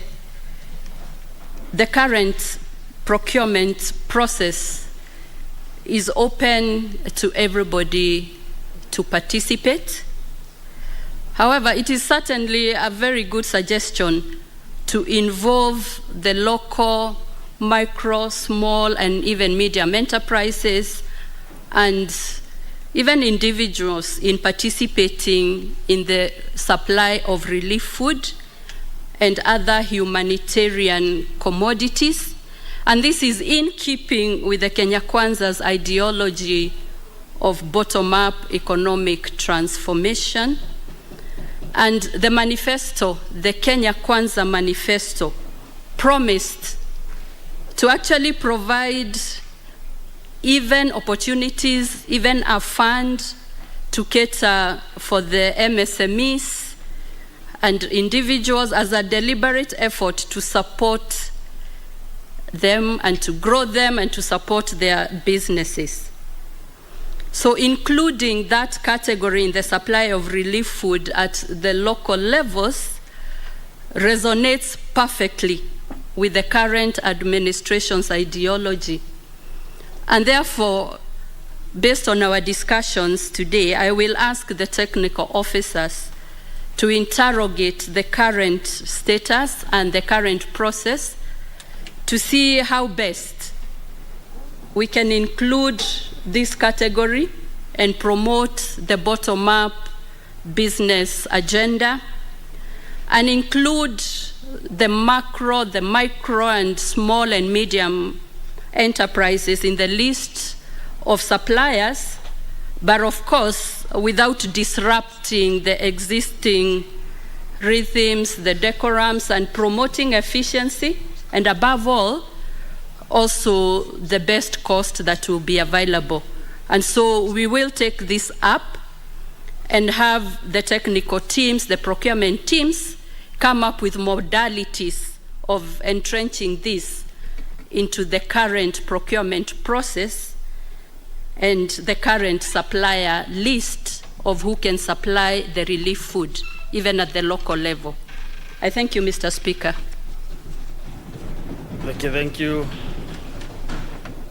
Thank you, Madam CS. You know, it is very strange. I've been here for quite some time. I've hosted CSs, but you are very special. Members are prodding you. Yeah?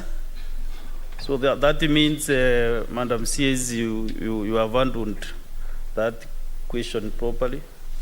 I actually saw the answer that you give, the document, which is very satisfactory. We would need encourage as a house other CSs to follow suit. Lakini unajua Kiswahili inasema mgema akisifiwa tembo ulitia maji. So make sure, Madam CS, you maintain the standard, and so that we can be able to develop this country.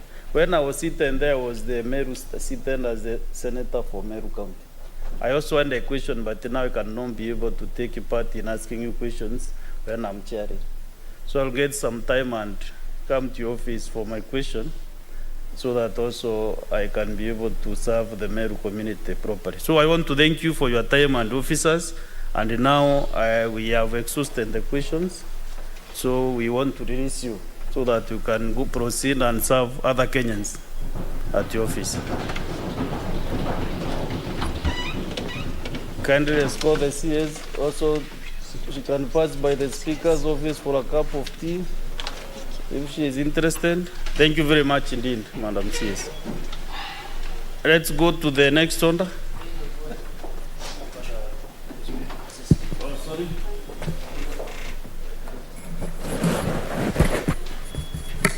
Honorable Senators, in the public gallery, we have 143 pupils. Are they still there?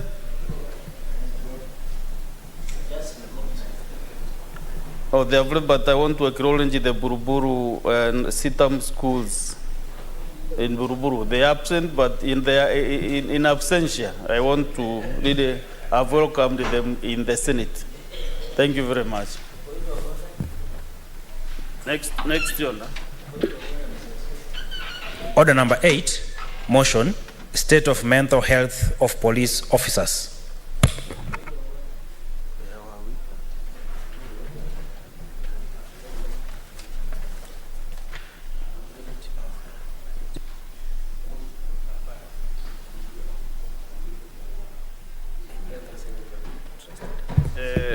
This is a resumption of debate, Senator Tobiko, and a balance of 8 minutes.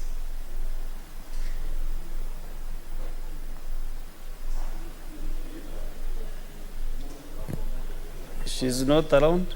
What is your point of order, meanwhile, Senator Chalgate? Thank you, Mr. Speaker. Looking at the amended standing orders 51, Mr. Speaker, I thought we should have, I know there is a ruling you have made, and I'm raising understanding order number 1. Because looking, Mr. Speaker, as you retreat to write your ruling, I'm not reopening or varying your ruling. You need to give us direction, because the next statement that is meant for CS trade has been synonymous with the question time. So, but, Mr. Speaker. Senator Charia, have your seat. Resume your seat, kindly. That matter was well addressed by the Speaker, my colleague, when he was here. I was writing understanding number 1.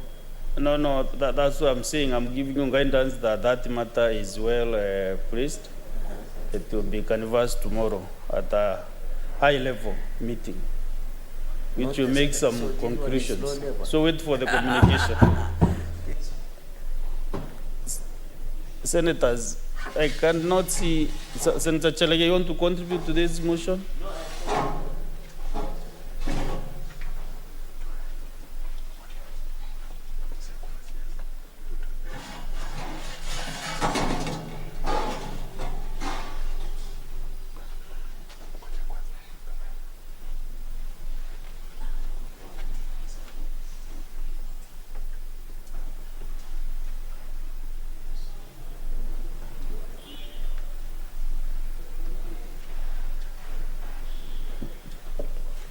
Yeah, now that there are no other senators interested to contribute to this motion, so the motion is now concluded. The debate is concluded, but the move of the motion, Senator Aminda, is not present today. She's out on official duties. So we go to the next order. She will reply when she's available next time. Order number 9, motion, compensation to the Kenyan victims of the 1998 bombing of the United States Embassy in Nairobi. Resumption of debate interrupted on Tuesday, 2nd May 2023. I'm also aware that this motion was stood down because the mover is using other method to canvass this motion. So we still now go to the next one. Order number 10, motion, incorporation of intelligent water management systems in building plans for sustainable living.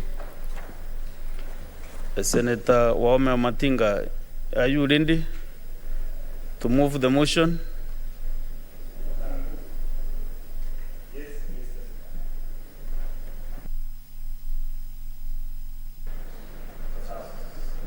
Thank you very much, Mr. Speaker, sir. Yes, I'm ready to move the motion.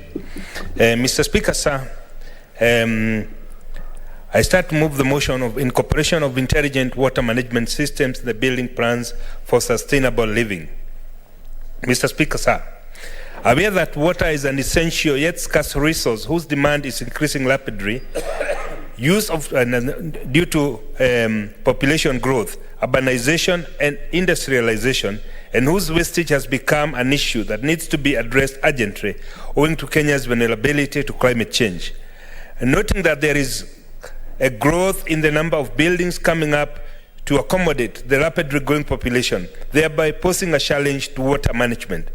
Appreciating that the incorporation of water management system building plans include a variety of techniques and technologies such as rainwater harvesting, wastewater recycling, low-flow plumbing, and sensor systems that detect leaks and deactivate water flow when necessary, thereby optimizing the use of water by eliminating water overexploitation, wastewater management, and pollution. Now, therefore, the Senate urges the Ministry of Public Works, Housing and Urban Development, in coordination with the Council of Governors and the National Environmental Management Authority, to incorporate in the building code and standards a requirement for intelligent water management system in all building plans, and undertake a systematic nationwide renovation to government-owned buildings to incorporate water management systems.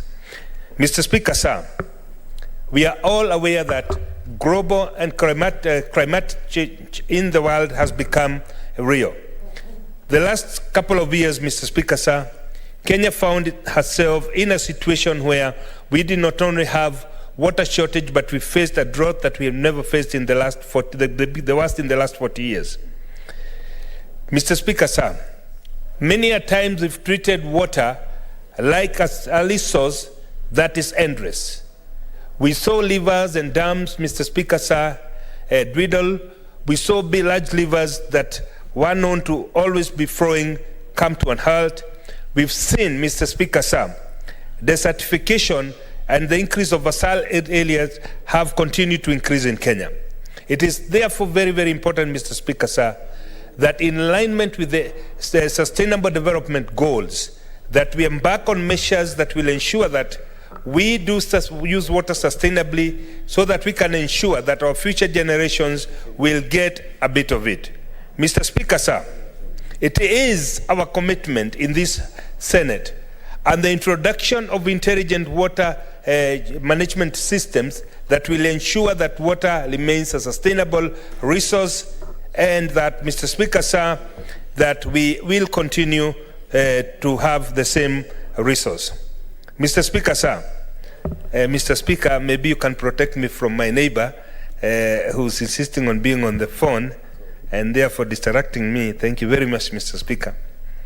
Mr. Speaker, sir, if we fail to arise to the occasion, incorporate intelligent technologies in water management in our building, and more specifically so, Mr. Speaker, sir, when the Kenya Kwanza government has undertaken to construct several affordable houses, it is time, Mr. Speaker, sir, that we come up with standardized high-level policy and legislative measures that will ensure that what we use as water does not become a waste, but we implement also technologies that will allow recycling of water, and most importantly, ensuring that we do not have a lot of water losses.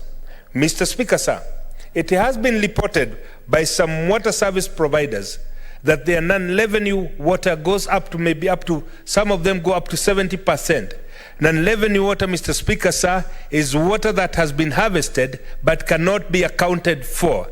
This is, Mr. Speaker, sir, due to old in water infrastructure distribution systems or leakages, all at worst, Mr. Speaker, sir, water that has been siphoned or rather stolen from the main distribution lines, therefore leading to a lot of losses in terms of revenue.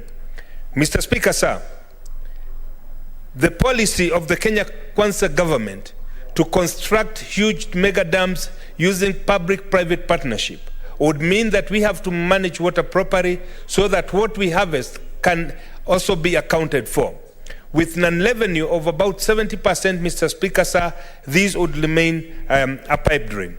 It is therefore important, Mr. Speaker, that we embark on putting into place not only new policies, but equally infrastructure that can detect leakages so that water can be treated as variable asset. Mr. Speaker, sir, water is life. We know that a human body is made of about 70% of fluid, and therefore it would be very important, Mr. Speaker, if we, for the purpose of our future generation and in line with the Sustainable Development Goals, engage in practices that may ensure that we can save on water. This would mean, Mr. Speaker, sir, that the government would need to create new policies, and we as the Senate must come up with the legal legislative framework that will enforce such a policies both at the county level and also at the national level.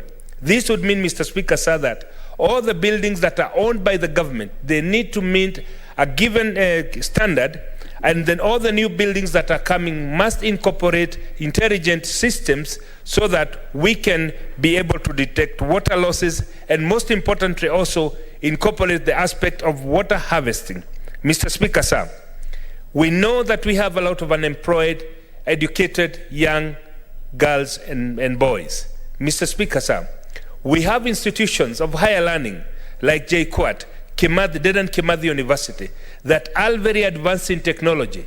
It is the high time, Mr. Speaker, sir, that we leverage the availability of the technology and technical survey young people to come up with intelligent metering system, intelligent water flow detection system, and Mr. Speaker, sir, maybe even go a step further and introduce innovative technology that can be founded and innovated within the country, so that as we manage water intelligently, we can also be able to create opportunities for the young boys and girls who have all the necessary pre-qualifications in terms of academic qualification to be able to do that.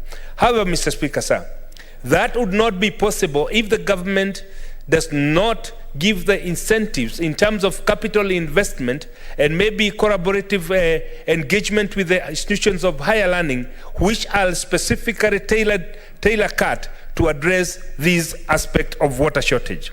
Mr. Speaker, sir, we will be judged very harshly by the future generation if we sit down and watch as water continue to be wasted, knowing so well wet water is not only a scarce commodity, but equally a very, very vital resource that must be used prudently.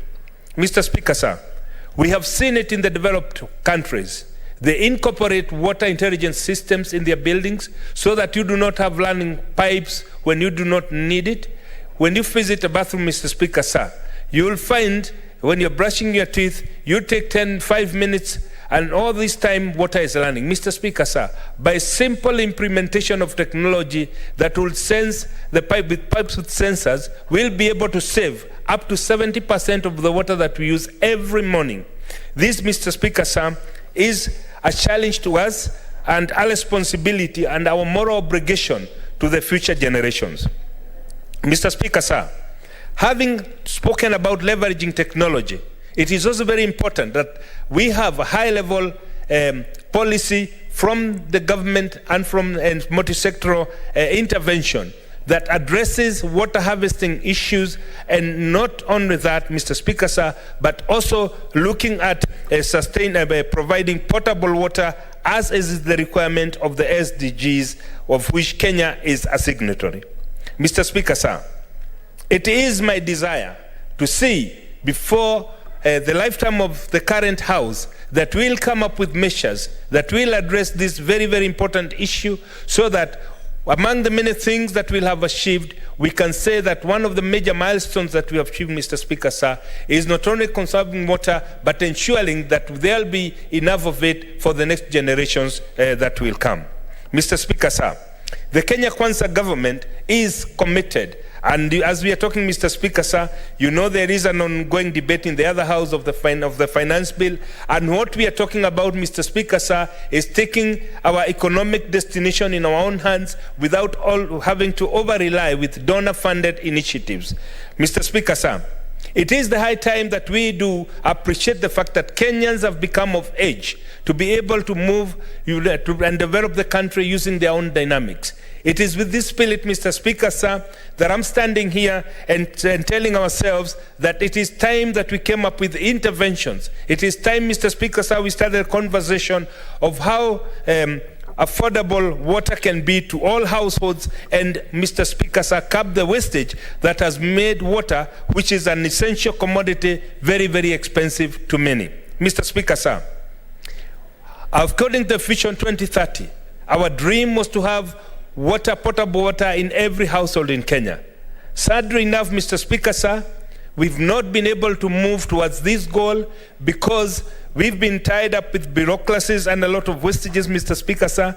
The issue of governance at the water supply level, water distribution level, at policy formulation level have been to blame, or has become a major stumbling block that we have not been able to achieve this goal. However, Mr. Speaker, sir, with the current use of technology, I now do want to take an example of now the money transfer using the M-Pesa services. It is possible, Mr. Speaker, sir, to incorporate intelligent systems, smart meters, leakage systems, low pressure water distribution to ensure that what we harvest and what we harness, we use it 100% effectively and efficiently. Mr. Speaker, sir, it is my desire to see the future of our country being driven by Kenyans. And therefore, Mr. Speaker, sir, I do want to challenge ourselves as the senators, as Kenyans, that it's high time we start even at private level involving intelligent water management systems in our homes, as much as we would still wait for the formulation of the government policies at a higher level. Having said that, Mr. Speaker, sir, I would want to request also the county governments especially those ones who have been affected by climate change. It is high time that we started now investing in the future of our generation by ensuring that the water resources are not only managed prudently, but we also put efforts in place as we manage the water and put the intelligent systems in place, that we also put measures in place to ensure that we conserve water by way of planting trees and managing the riparian land. Mr. Speaker, sir, the commitment of the Kenya Kwanza government to plant several billions of trees is in line with this dream to make Kenya one of the environmentally friendly countries, while at the same time ensuring that we conserve and sustain our environment. This, Mr. Speaker, sir, can only be possible if we ensure that at the other end of the water usage, that we manage it properly, avoid wastages, and most importantly, ensure that what we have used, that what flows out of our houses can be reused at a later point. Mr. Speaker, sir, we know Nairobi used to be known for its clean waters and true clean rivers. Today, if you look at Nairobi River and the Gong River, it's a pale shadow of its own former self. Mr. Speaker, sir, with the kind of pollution, industrial wastage being pumped into the river, human waste being pumped into the river, Mr. Speaker, sir, the people living in the lower side of the country, in the lower side of the coastal region, are suffering the consequences of our irresponsible behavior in water use management. Mr. Speaker, sir, it is a high time that we came up with measures that would ensure that every Kenyan, according to the Constitution, has a right to have access to clean water. We can only be able to realize this, Mr. Speaker, sir, if we also engage ourselves in prudent management of water resource. Mr. Speaker, sir, I would want to request my colleagues in the Senate, as they go about their business in the county governments, to ensure that as much as we are preaching the gospel of planting tree, we also preach the gospel of using water prudently, of ensuring that our water management are in conformity with the Vision 2030, which it requires that every home must have access to clean water. As I sit down, Mr. Speaker, sir, I would want to request my colleagues sitting here to support this motion and to ensure that the gospel of water management, intelligent water management system, is being preached in every corner of this country, because it is a moral obligation to our country, to our future generation. It is our responsibility to ensure that the children of our children will have a sustainable environment. As a Christian, Mr. Speaker, sir, the Bible tells me that an intelligent parent will ensure that he leaves inheritance for the children of his children. Mr. Speaker, sir, I would want this to be the inheritance that I leave for the children of my children, ensuring that they have a sustainable environment where clean water is available. Thank you, Mr. Speaker, sir. I beg to move. Who is seconding? I request Senator Chelagai to second. Senator Chelagai.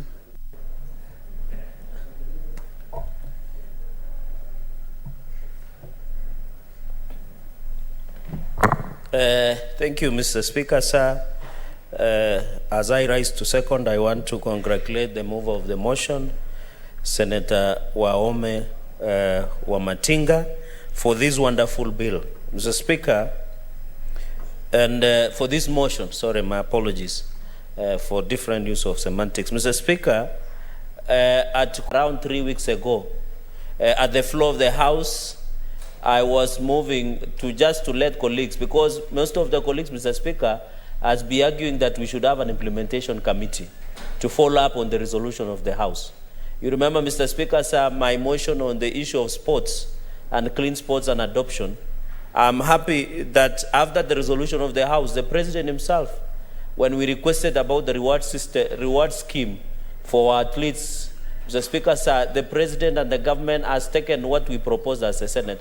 For example, yesterday the government gave Faith 5 million and a house, and also awarded Ferdinand Omanyala 2 million for Faith breaking 2 records, that is 5,000 and others. Senator Chelagai, for the purpose of the record, did we pass as a House that every athletee once he or she wins, should get 5 million and a house, so that also other Kenyans we can. No, Mr. Speaker, I'm just illustrating the motion that I brought on the issue of sports, that one of the resolution of the House was to review the reward system or reward structure towards our sportsmen and women.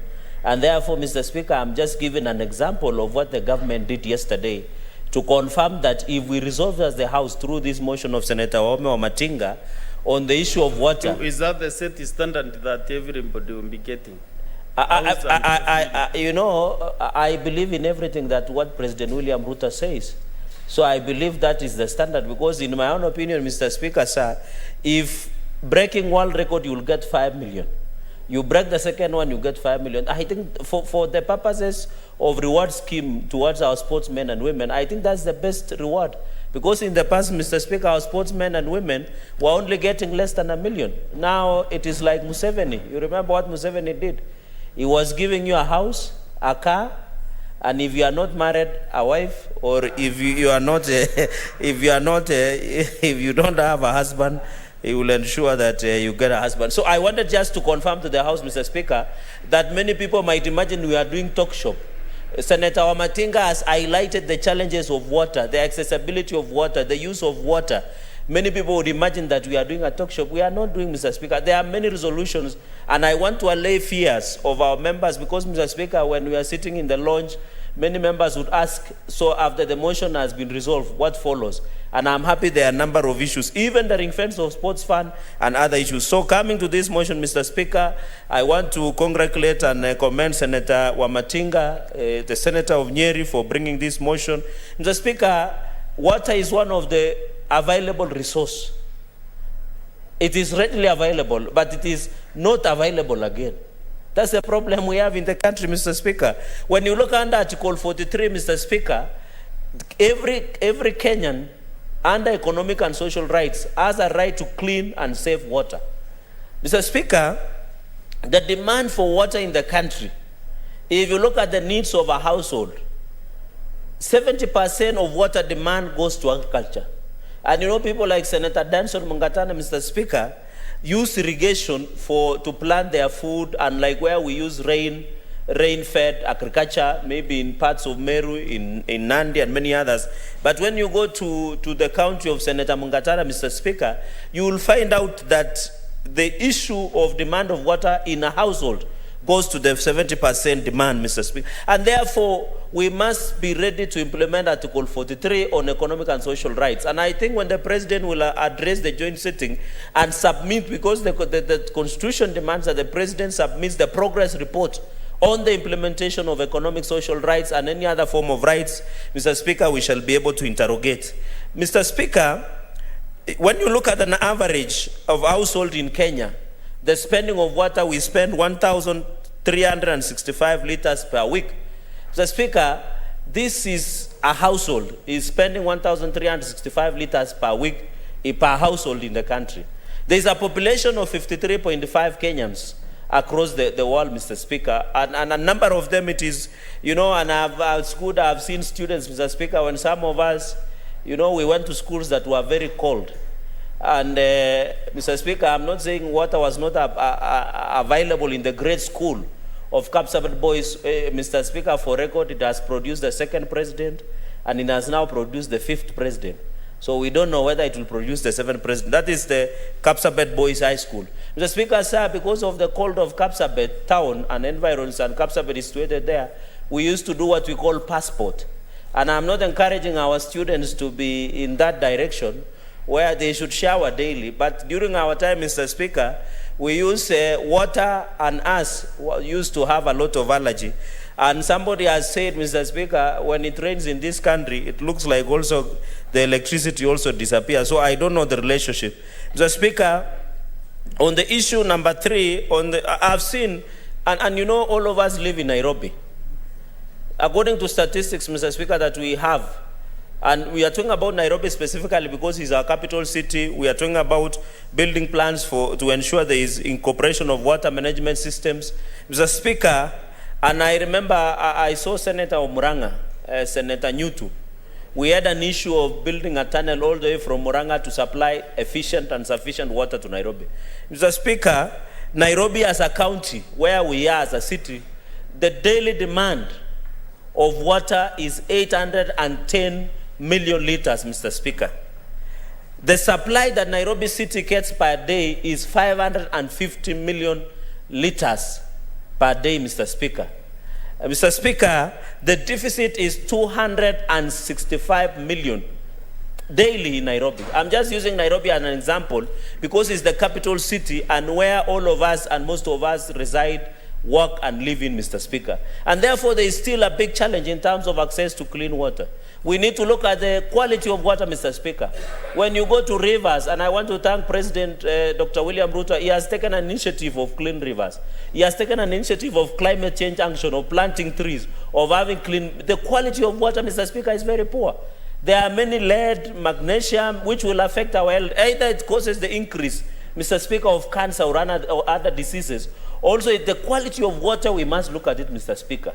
The quality of water in this country is very poor because most of the diseases, like trichomoniasis, or the pronunciation is a bit complicated, and other diseases that are waterborne, is because of the quality of water, Mr. Speaker. And unfortunately, some of this water get into our homes, get into our showers, what we drink, Mr. Speaker. So the issue of quality water should be looked at, Mr. Speaker. Mr. Speaker, it behooves the country to note also, and I note the change of the seat of the Speaker. I think our colleague, the Deputy Speaker, was on the seat. I note the change of Senator Aji as the new Speaker. Mr. Speaker, when you look at the country, we are losing per year, Mr. Speaker, can you believe this? 430 million water. Either leakages of burst pipes and non-revenue water. Mr. Speaker, even as we discuss about the finance bill by our counterparts in the National Assembly, we should be looking at why are we losing non-revenue water and water tax? Because we should be taxing to get more revenue to fund our budget, which is approaching 3.6 trillion, Mr. Speaker, and in improving. Mr. Speaker, so that is lost every day, Mr. Speaker. Number 6 point. Senator Cherargei, one moment. What is your point of order, Wakoli Ofula, Senator? Honorable Speaker, is it fair in the eyes of young pupils and Kenyans for a distinguished barrister in the House to mislead this House that our people, by drinking bad water, they get trypanosomiasis? This is sleeping sickness, Mr. Speaker, transmitted by tsetse flies, Honorable Speaker. It is in order. You are a cattle farmer, my distinguished friend. Tsetse flies live among your people, Mr. Speaker. Thank you. Senator Wakoli, I think I remember Senator Cherargei stating that he was not sure of the exact name of the disease he wanted to refer to, but he stands guided, I guess, by that. Mr. Speaker, I wouldn't say I'm the owner of knowledge sometimes, Mr. Speaker, but you know he's saying tsetse fly lives among my people. That is also a dangerous statement. It should strike out. But I agree, Mr. Speaker. I think I interchangeably use the word waterborne diseases. Maybe I can correct him. Tsetse fly live amongst my people in the Ijara constituency. Okay, that I can confirm. But I think Nandi, we don't have tsetse flies. Therefore, I think you should. But anyway, that's a discussion we can have with my. But thank you, Senator Wakoli, for that. It shows our colleagues are doing a good job, Mr. Speaker, and I commend that. So, Speaker, and the fifth, on the issue of non-revenue water, I said we lose 430 million liters, Mr. Speaker, per year.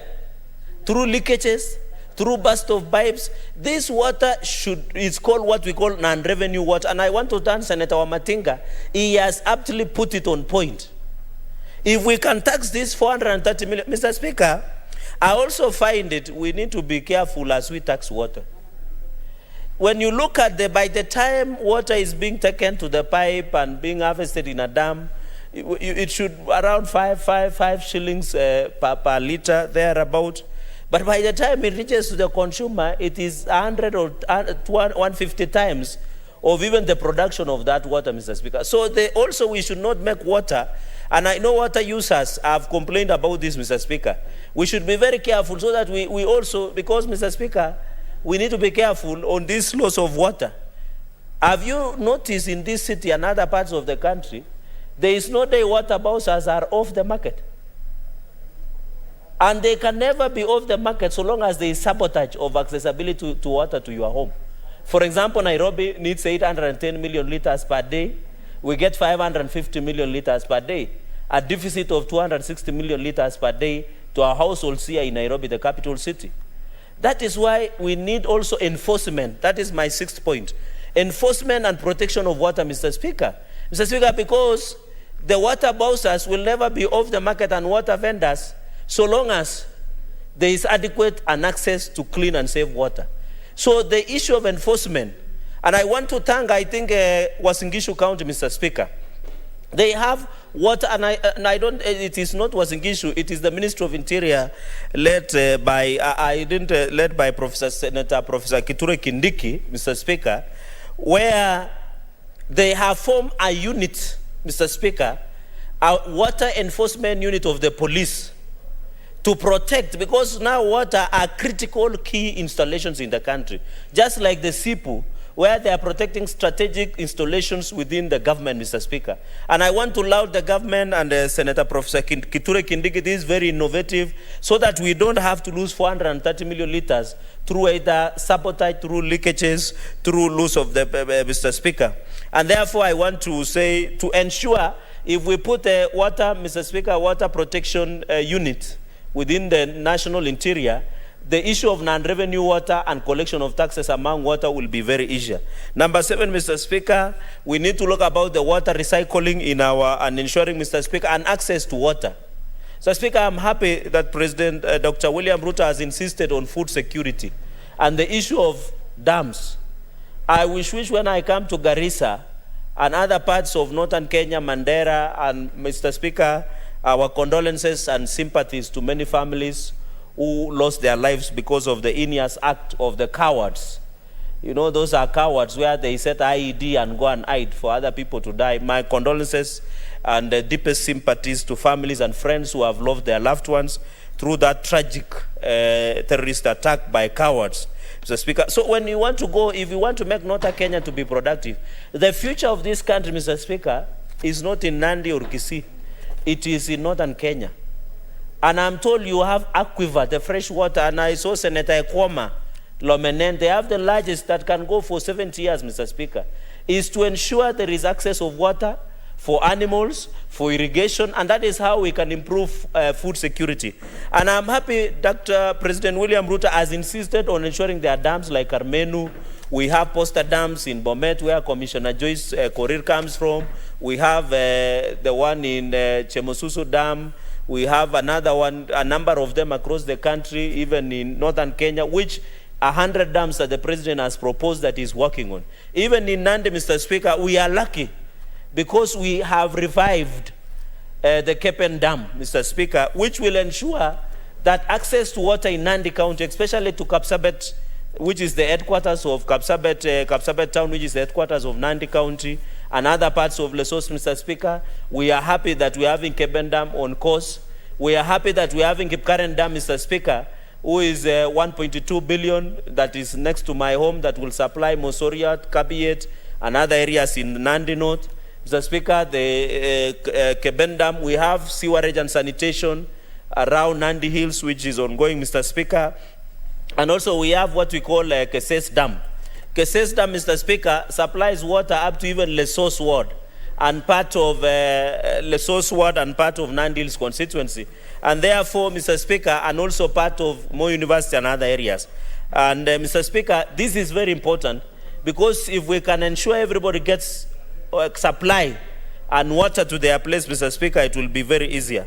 Mr. Speaker, in conclusion, because I'm seeing my time is fast spent, and to have colleagues, Mr. Speaker, the issue of water, we must ensure that in building plans, Mr. Speaker, I was being told a story of a developer in this city that decided to develop everything, sewerage and everything, the piping and water, and decided in that apartment just to build a septic tank within, I don't know, I don't want to mention the estate in this city, in that apartment, and then ensure that they just put as a septic tank without a proper sewerage and sanitation process. So the issue of water, we need to teach Kenyans so now we can save water. And I think let us promote the issue of water quality, water recycling, Mr. Speaker, and also finally to call National Construction Authority, which Ministry of Roads and Transport is under, so that as they approve the building plans, the fiscal planning, and NCA, National Construction Authority, Mr. Speaker, is able to check, because our enforcement agency is NCA. So if they don't check these buildings, Mr. Speaker, and one of the, to ensure that building codes and standards, and it is good, today we are lucky that the chairperson of Roads and Transport and Senator Karungo Adhangwa, by the way, Kiambu County is one of the worst affected by this issue of collapsing buildings. So I think he has had a number of conversations with the NCA to ensure before approvals of these buildings, the standard codes and everything, we must have at least a standard through NCA. And I hope the chair and the government can push to proper reconstitution of NCA, because we're having problems in approvals, physical planning, Mr. Speaker, and ensuring that we do, even, Mr. Speaker, even the old buildings, like KICC, Mr. Speaker, where our offices are, we still have a lot of challenges. Most of these senators will not tell you there are no lights in those offices. There is no water in some of those toilets. It's very dirty, Mr. Speaker. So we need to push for innovation and standard approval codes, Mr. Speaker. Most of my colleagues are suffering in KICC because the management there has decided to sleep on the job. And I know you are a victim, looking at the way you are agreeing with me, because even the corridors of KICC, and it is good Commissioner Joyce Koriri is here, maybe needs more funding to ensure that such issues are looked into. But we are suffering in KICC, Mr. Speaker.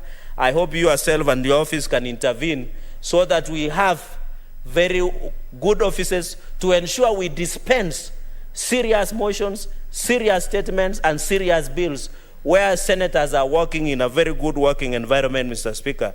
With those very, very remarks, I beg to second and congratulate Senator Waume Omatinga, who is continually distinguishing himself. And I hope the people of Nyeri are noticing how the chairman of energy is overworking and delivering on the mandate on why he's here. So we are proud of him on what he's doing as the chair of energy and what he's doing on the floor of the House. With those merit remarks, I support and I beg to second. Thank you, Mr. Speaker, sir. Thank you, Senator. Senator Danson Mungatana.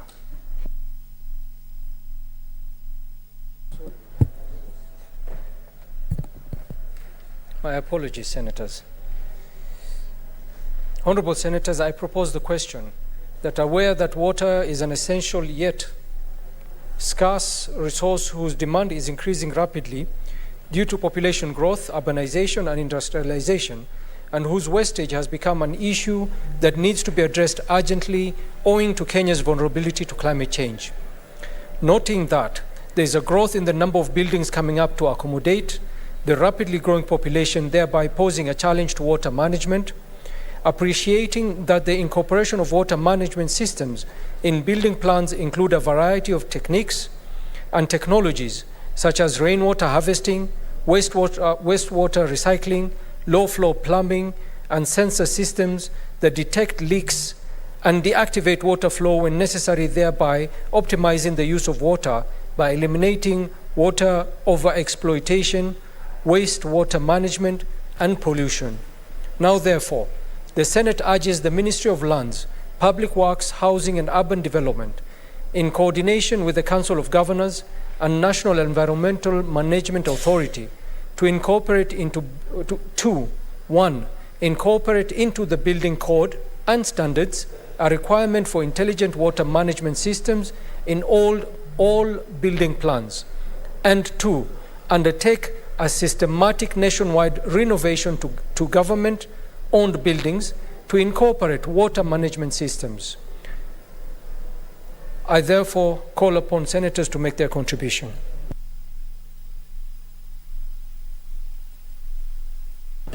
Senator Danson Mungatana. Mr. Speaker, I want to thank you very much for giving me this opportunity to make my comments on this motion. Mr. Speaker, those of us who come from Tana River and areas where water scarcity is a big problem, we stand with any person who talks about conservation of water resources because it's a precious commodity. Mr. Speaker, therefore, I want to stand to support this motion that was brought by our chairman of the Energy Committee, the Honorable Senator Wamatinga, and seconded by our very own Nandi warrior, Senator Cherargei. Mr. Speaker, this motion is a technical motion, but it is really touching the issue that is affecting water distribution systems. Mr. Speaker, we have valued a lot in this country the petrol and oil distribution systems, but we have not valued water distribution systems. And what this motion is asking is that let us go back to the basics and let us give due attention to the systems of distribution of water like the way we do to the oil distribution. Mr. Speaker, Kenya Pipeline Corporation, they have a lot of investment in terms of intelligence in the management of leakages that can happen when the oil is being transmitted from one point to another.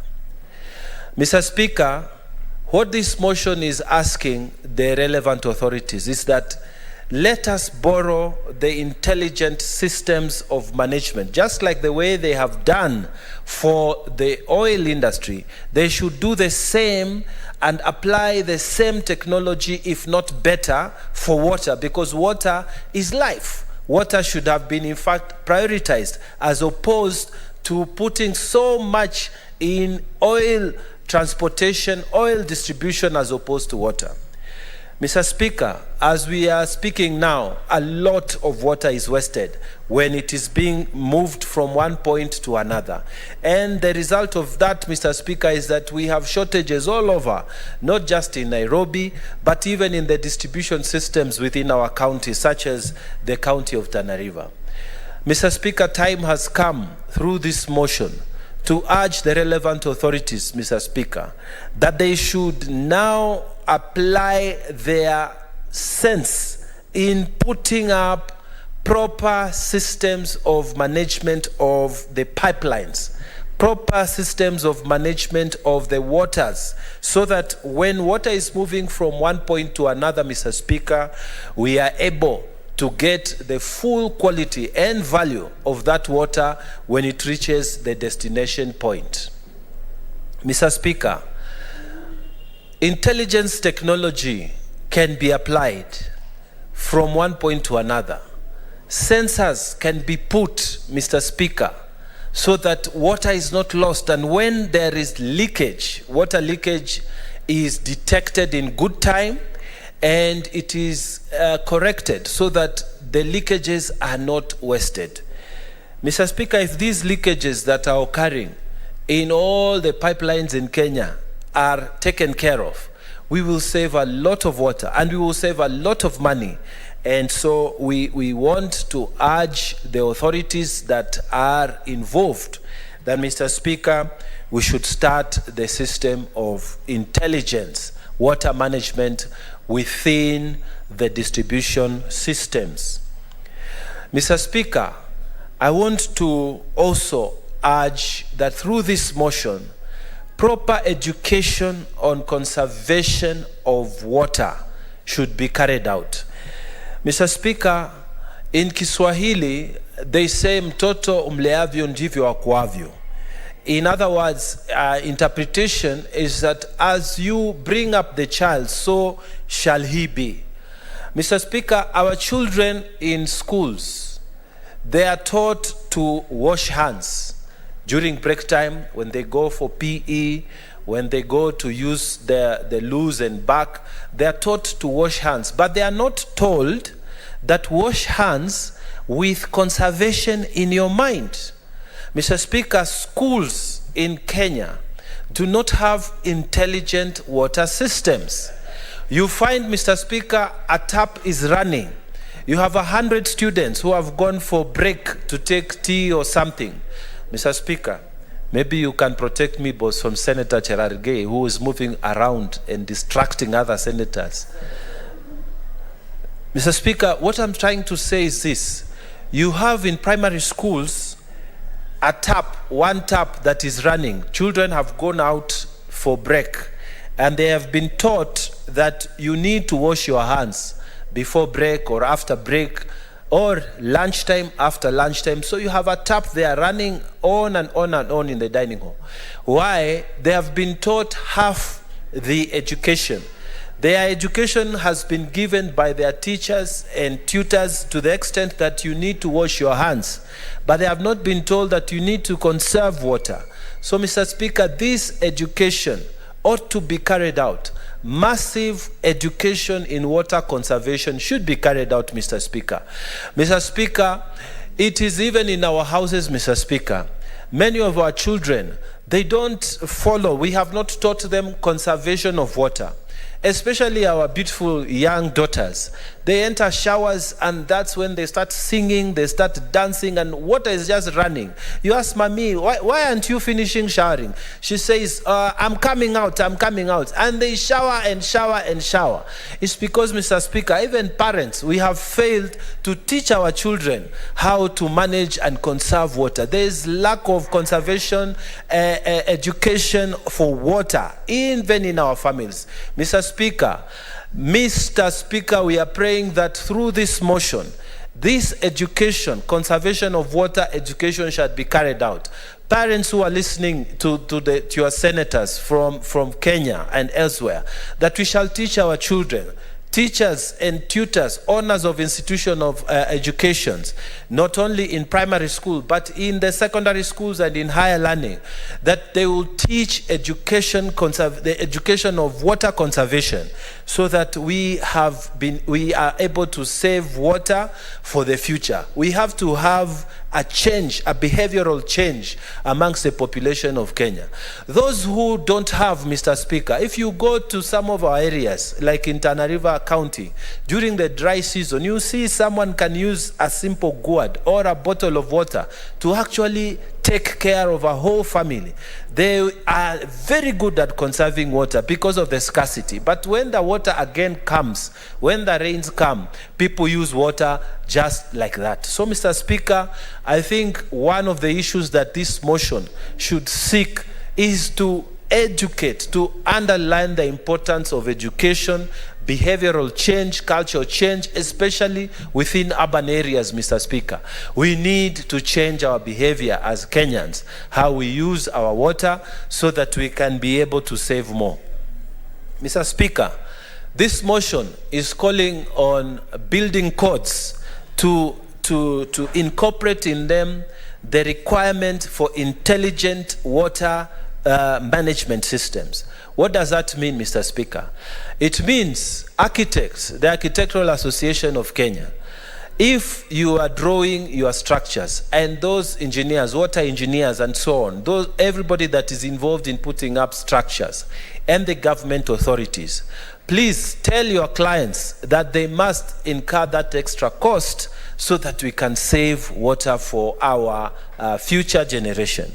Mr. Speaker, if you go to some of the hotels, the high-end hotels, you put your hands to wash your hands, immediately it is sensed, you wash your hands, and immediately you remove your hand, the water stops flowing. And that's what we are talking about, intelligent management of water system, so that these systems are incorporated in every building that is coming up. Mr. Speaker, in this program of affordable housing that the President is championing, we want to see that those designers will implement this motion, Mr. Speaker.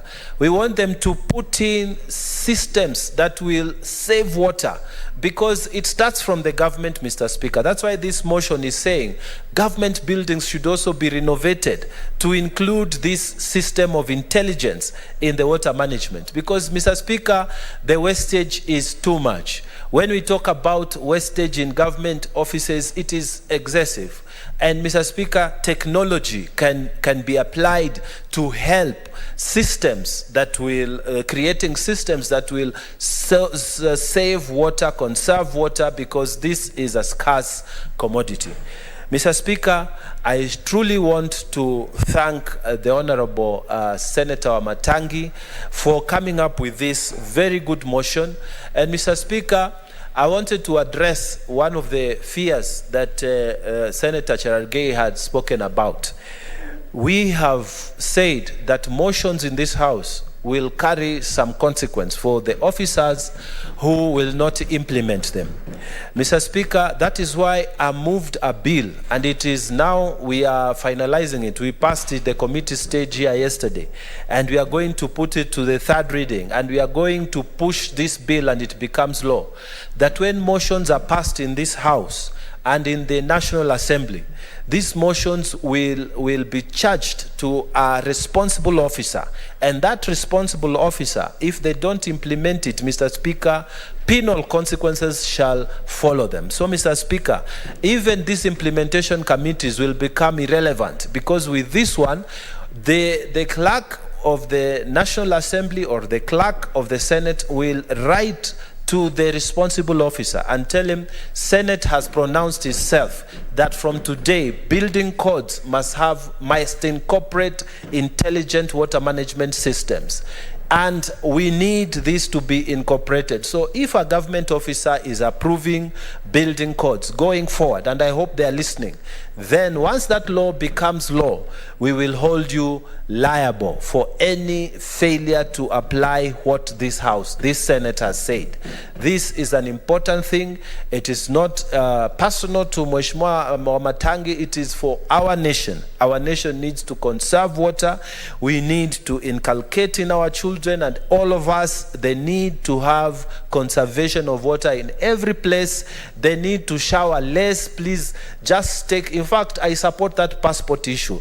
The Honorable Cherargei has said it, that in Kapsabet High School, during the cold season, they would just enter and come out.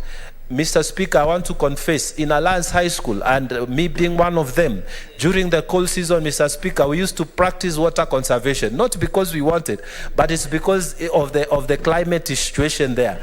We would just jump in for 1 minute and jump out. And Mr. Speaker, we are here. We were clean.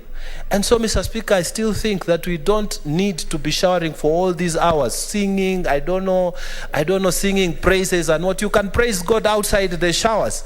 Mr. Speaker, this culture needs to come. This culture needs to be put to the people so that we can save water. And Mr. Speaker, this motion ought to be supported by every member of this House who gets an opportunity to speak to it. And Mr. Speaker, I support it, and the people of Tana River support it. I thank you for the opportunity to contribute. Thank you, Mr. Speaker. Thank you, Senator. I interrupt the debate to give a communication from the chair. Honorable Senators, in the public gallery, we have 90 students accompanied by 2 teachers from Moi Girls High School in Nairobi County who are in the Senate on an education tour. Honorable Senators, in our usual tradition of receiving and welcoming visitors to Parliament, I extend a warm welcome to them, and on behalf of the Senate and on my own behalf, wish them a fruitful visit. I thank you. Senator Cherargei, maybe can take 1 minute to welcome them. Mr. Speaker, sir, I join you on my own behalf and on behalf of colleagues, the House, to welcome our beautiful girls from Moi Girls. With their performance has been exceptional. They are lucky that they are walking into the chamber when we are discussing a very critical motion on issue of water. And I hope we are not encouraging them to be taking passport showers, Mr. Speaker, as Senator Mungatana has alluded to. But we love you, we wish you well, we want you to succeed. We are praying for you. You are the future of this nation. And you are lucky because you study in the capital city of the Republic of Kenya. As you go back to school, pass our greetings to the principal and your parents and everybody. Assure them that the Senate will always ensure the issue of education is given top priority. So all the best and God bless you. I thank you, Mr. Speaker, sir. Senator Eddie Okech, maybe you could also welcome them. I prefer this.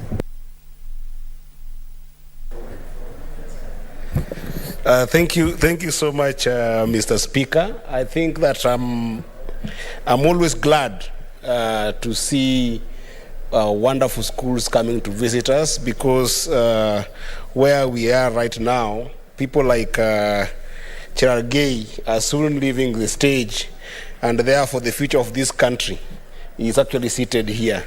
And we really appreciate you coming to learn. And you know, this is also the time that you are looking at the future of your career, where you want to be in the future, and one of the best places to be is public service. Sometimes it's very difficult for young ladies to envision themselves in politics because of the number of discrimination we've seen time immemorial on ladies not being able to get public service opportunities. But I can assure you that you're very lucky that in Kenya we have got a house like the Senate, which provides opportunities to wonderful people. Like this house, we have got amazing senators who are women, who are doing great work to this country. We have got Senator Miraj there, who is a very fantastic contributor to this house and a great leader. And I wish that you came at a time that the house was full, so that you could see amazing women who are doing great job here. So we want to wish you well as you visit. When you get chance, interact with some women senators. Try to avoid Senator Cherargei and Senator Mungatana, because I don't think they like cleanliness as much. They use this issue of scarcity as an excuse of not being of not being clean. So you might get wrong advice with regards to this discussion. But I hope you enjoy being in the Senate, and we wish you well with your future endeavors. Thank you so much. Thank you, Senator. We'll resume debate. I notice Paul Thangwa, you're the next speaker. Maybe you can take also a minute to welcome, since you're from a neighboring county. As I contribute to the motion. Thank you very much, Mr. Speaker. Yes, my name is Karungo Wathangwa, the senator for the neighboring county, which is Kiambu County. I take this opportunity to welcome the students of Moi Girls here in Nairobi, and tell you are the right place. You are lucky that your teacher saw it fit for you to come and see the place where the decisions of running this country are made. We are making the right decisions, not only for you, but everybody in this Republic of Kenya. So welcome, and as the senators have said, of course they are not telling you not to shower. What exactly they are saying is we conserve water. And by saying that, Mr. Speaker, I support this motion. And to support that point of misuse of water, in 2009, the president of Venezuela, who is Hugo Chavez, actually banned singing in showers in his country by telling his people not to sing, because the more you sing, you take 30 minutes, 1 hour, and the water is running out. Actually, he said for you to be clean or for you to be done, 3 minutes are enough. So I don't know whether we got to go that direction, but of course that is something that was done. Mr. Speaker, this motion is asking us about 3 things. Is to optimize water use, reduce wastage, and promote efficient water management, Mr. Speaker. Mr. Speaker, this motion could not come at the right time. This is the right time, when the country is about to roll out the affordable housing. Mr. Speaker, if all the suggestions, all the recommendations by the Senate are put in place, it can be incorporated in the plans for the affordable housing, where the President of this Republic is planning to build about 200,000 house units every year. You can imagine all those buildings if they have all these systems, intelligent systems, in a way of preserving water, Mr. Speaker. Mr. Speaker, as much as we want this, we also want to caution the governors that as much as we want this to be incorporated, it should not be used against the contractors who in many counties, they are not able to get their approvals in time. We should not be looking like we are adding another impediment. All we have to do is to make sure that once it is incorporated, it is used and it is allowed and it is for the benefit of those who are building the structures, Mr. Speaker. Mr. Speaker, water companies. I happen to be a member of the CPIC committee, that is the County's Public Investment Committee. And all the audit reports that have appeared or that have been presented in front of that committee, all those water companies in the Republic of Kenya, they have one issue that is common amongst all, and it is non-revenue water, Mr. Speaker. They say there are leakages, they say people are doing illegal connections, and they're losing a lot of water, Mr. Speaker, because of lack of use intelligent systems in running these water companies. Although, Mr. Speaker, we have also come to learn that non-revenue water is also a leeway for those water companies to loot and to steal. Because, Mr. Speaker, when they charge for water and they cannot, for sure, when the audit reports are done, tell where that water went to, of course, it tells you that probably they have stolen the money that they charged the unsuspecting users, Mr. Speaker. So for us to avoid those companies stealing the public money, for us to prevent the water from leakages, this motion, if well put in place, and the mandated department is able to come up with the right policy, I believe we are going to save a lot when it comes to leakages and loss of water. Mr. Speaker, I happened to visit Israel when I was an MCA some time back. And Mr. Speaker, they recycle water, even water that has been used in toilets. They recycle them. It goes underground for about 400 days. By the time it comes out, it's clean water. Some people drink it. But Mr. Speaker, I'm not telling people to drink water. I wouldn't even trust that process for now, that the water that is used to flush toilet is coming back to me for me to drink. No, I wouldn't support that. But what they did for people who are a bit skeptic like myself, in your house you have two water pipes. One is white and one is purple. The white one is clean water that is coming from the source, natural water. The purple one is recycled water. So that tells you can use it to wash your clothes, you can use it to clean, but it's still, if you want to drink it, it's still okay, but they're giving you that opportunity. So, Mr. Speaker, we can borrow some leave from such a country that has put a lot of investment in recycling water. I don't know, Mr. Speaker, for people to understand what it means for to have water scarcity. And that's why probably I was proposing the Holidays Amendment Act, Mr. Speaker. You know, nowadays they're calling me Senator wa Sherehe or Senator wa Maholidays. You know, I was proposing that for people to have enough time to visit other counties in this country. You go to Marsabit and you see what they go through to get water. You go to Ajir, you go to those landlocked counties, and you see what they go through to get water. We have just been told here by the Senator of Tana River that they have water scarcity is an issue in that county. If you do not visit those places, you might not understand what those people are going through. So, Mr. Speaker, it's also part of education and awareness in our schools.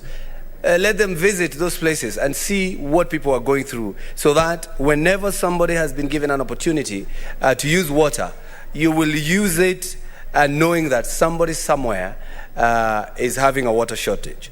Mr. Speaker, Honorable Amatinga said, even when you're brushing your teeth, by the time you brush the upper jaw, the lower jaw, the left, the right, the water is running. You know, sometimes educate people. When you're brushing, first of all, switch off. And then when you're done, then you can run the water. It is small things that require culture change, small thing that requires awareness, and small things that requires education. And Mr. Speaker, as I sit down, we were actually arguing or asking ourselves here with the Senator for Bungoma, water is life, Mr. Speaker. And when you see, you go to the supermarkets, you see a liter of water is going for 100 shillings, Mr. Speaker. We want to say water is life, and water is a right, fundamental right for any human being.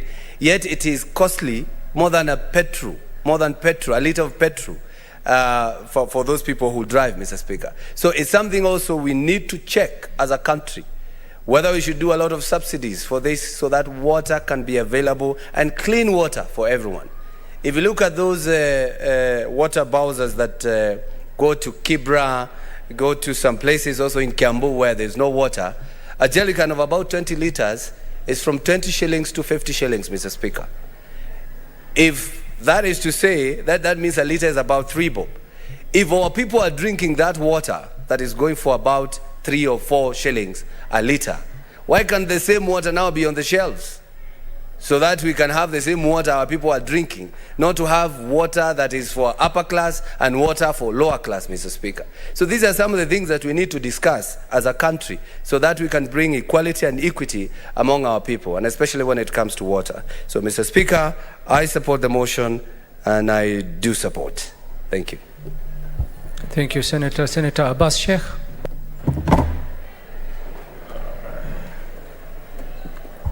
Thank you, Honorable Speaker. Honorable Speaker, I beg to support the motion. Actually, having intelligent systems for water management is a very crucial thing in this country. You know, this is a country that is water scarce. We have a water deficiency. If you go in most parts of the country, there is no water available. And especially in Nairobi now, as it is, the city is growing. And we are depending mainly on water bowsers. And of course, we don't know how safe that water is, but we believe that those guys, water bowser owners will give us safe water. However, the best systems is actually to have the piped water. In every world, everywhere you go, if you go to most of the cities, you see rivers flowing across cities. And when you see those rivers, actually the rivers are very clean. It's purified. There are systems that have been put in place to at least get clean water right from the source.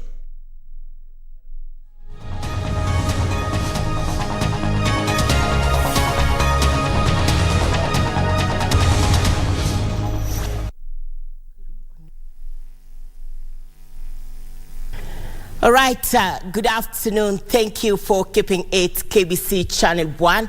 My name is Irene Mchuma Odem. We are interrupting this live broadcast for another important live broadcast on this busy day in the newsroom. It is the 14th day in the month of June 2023. The House Committee on the Finance Bill 2023 has this morning dropped proposal to impose 5% access duty on a few number of items, including artificial nails, and this as the debate continues in the National Assembly. There is another event taking place in the county of Nakuru. This is in Naivasha, where we are having the 4th Engineering Partnership Convention. This is bringing together engineers from all over the country, and it is under the Engineers Board of Kenya. There are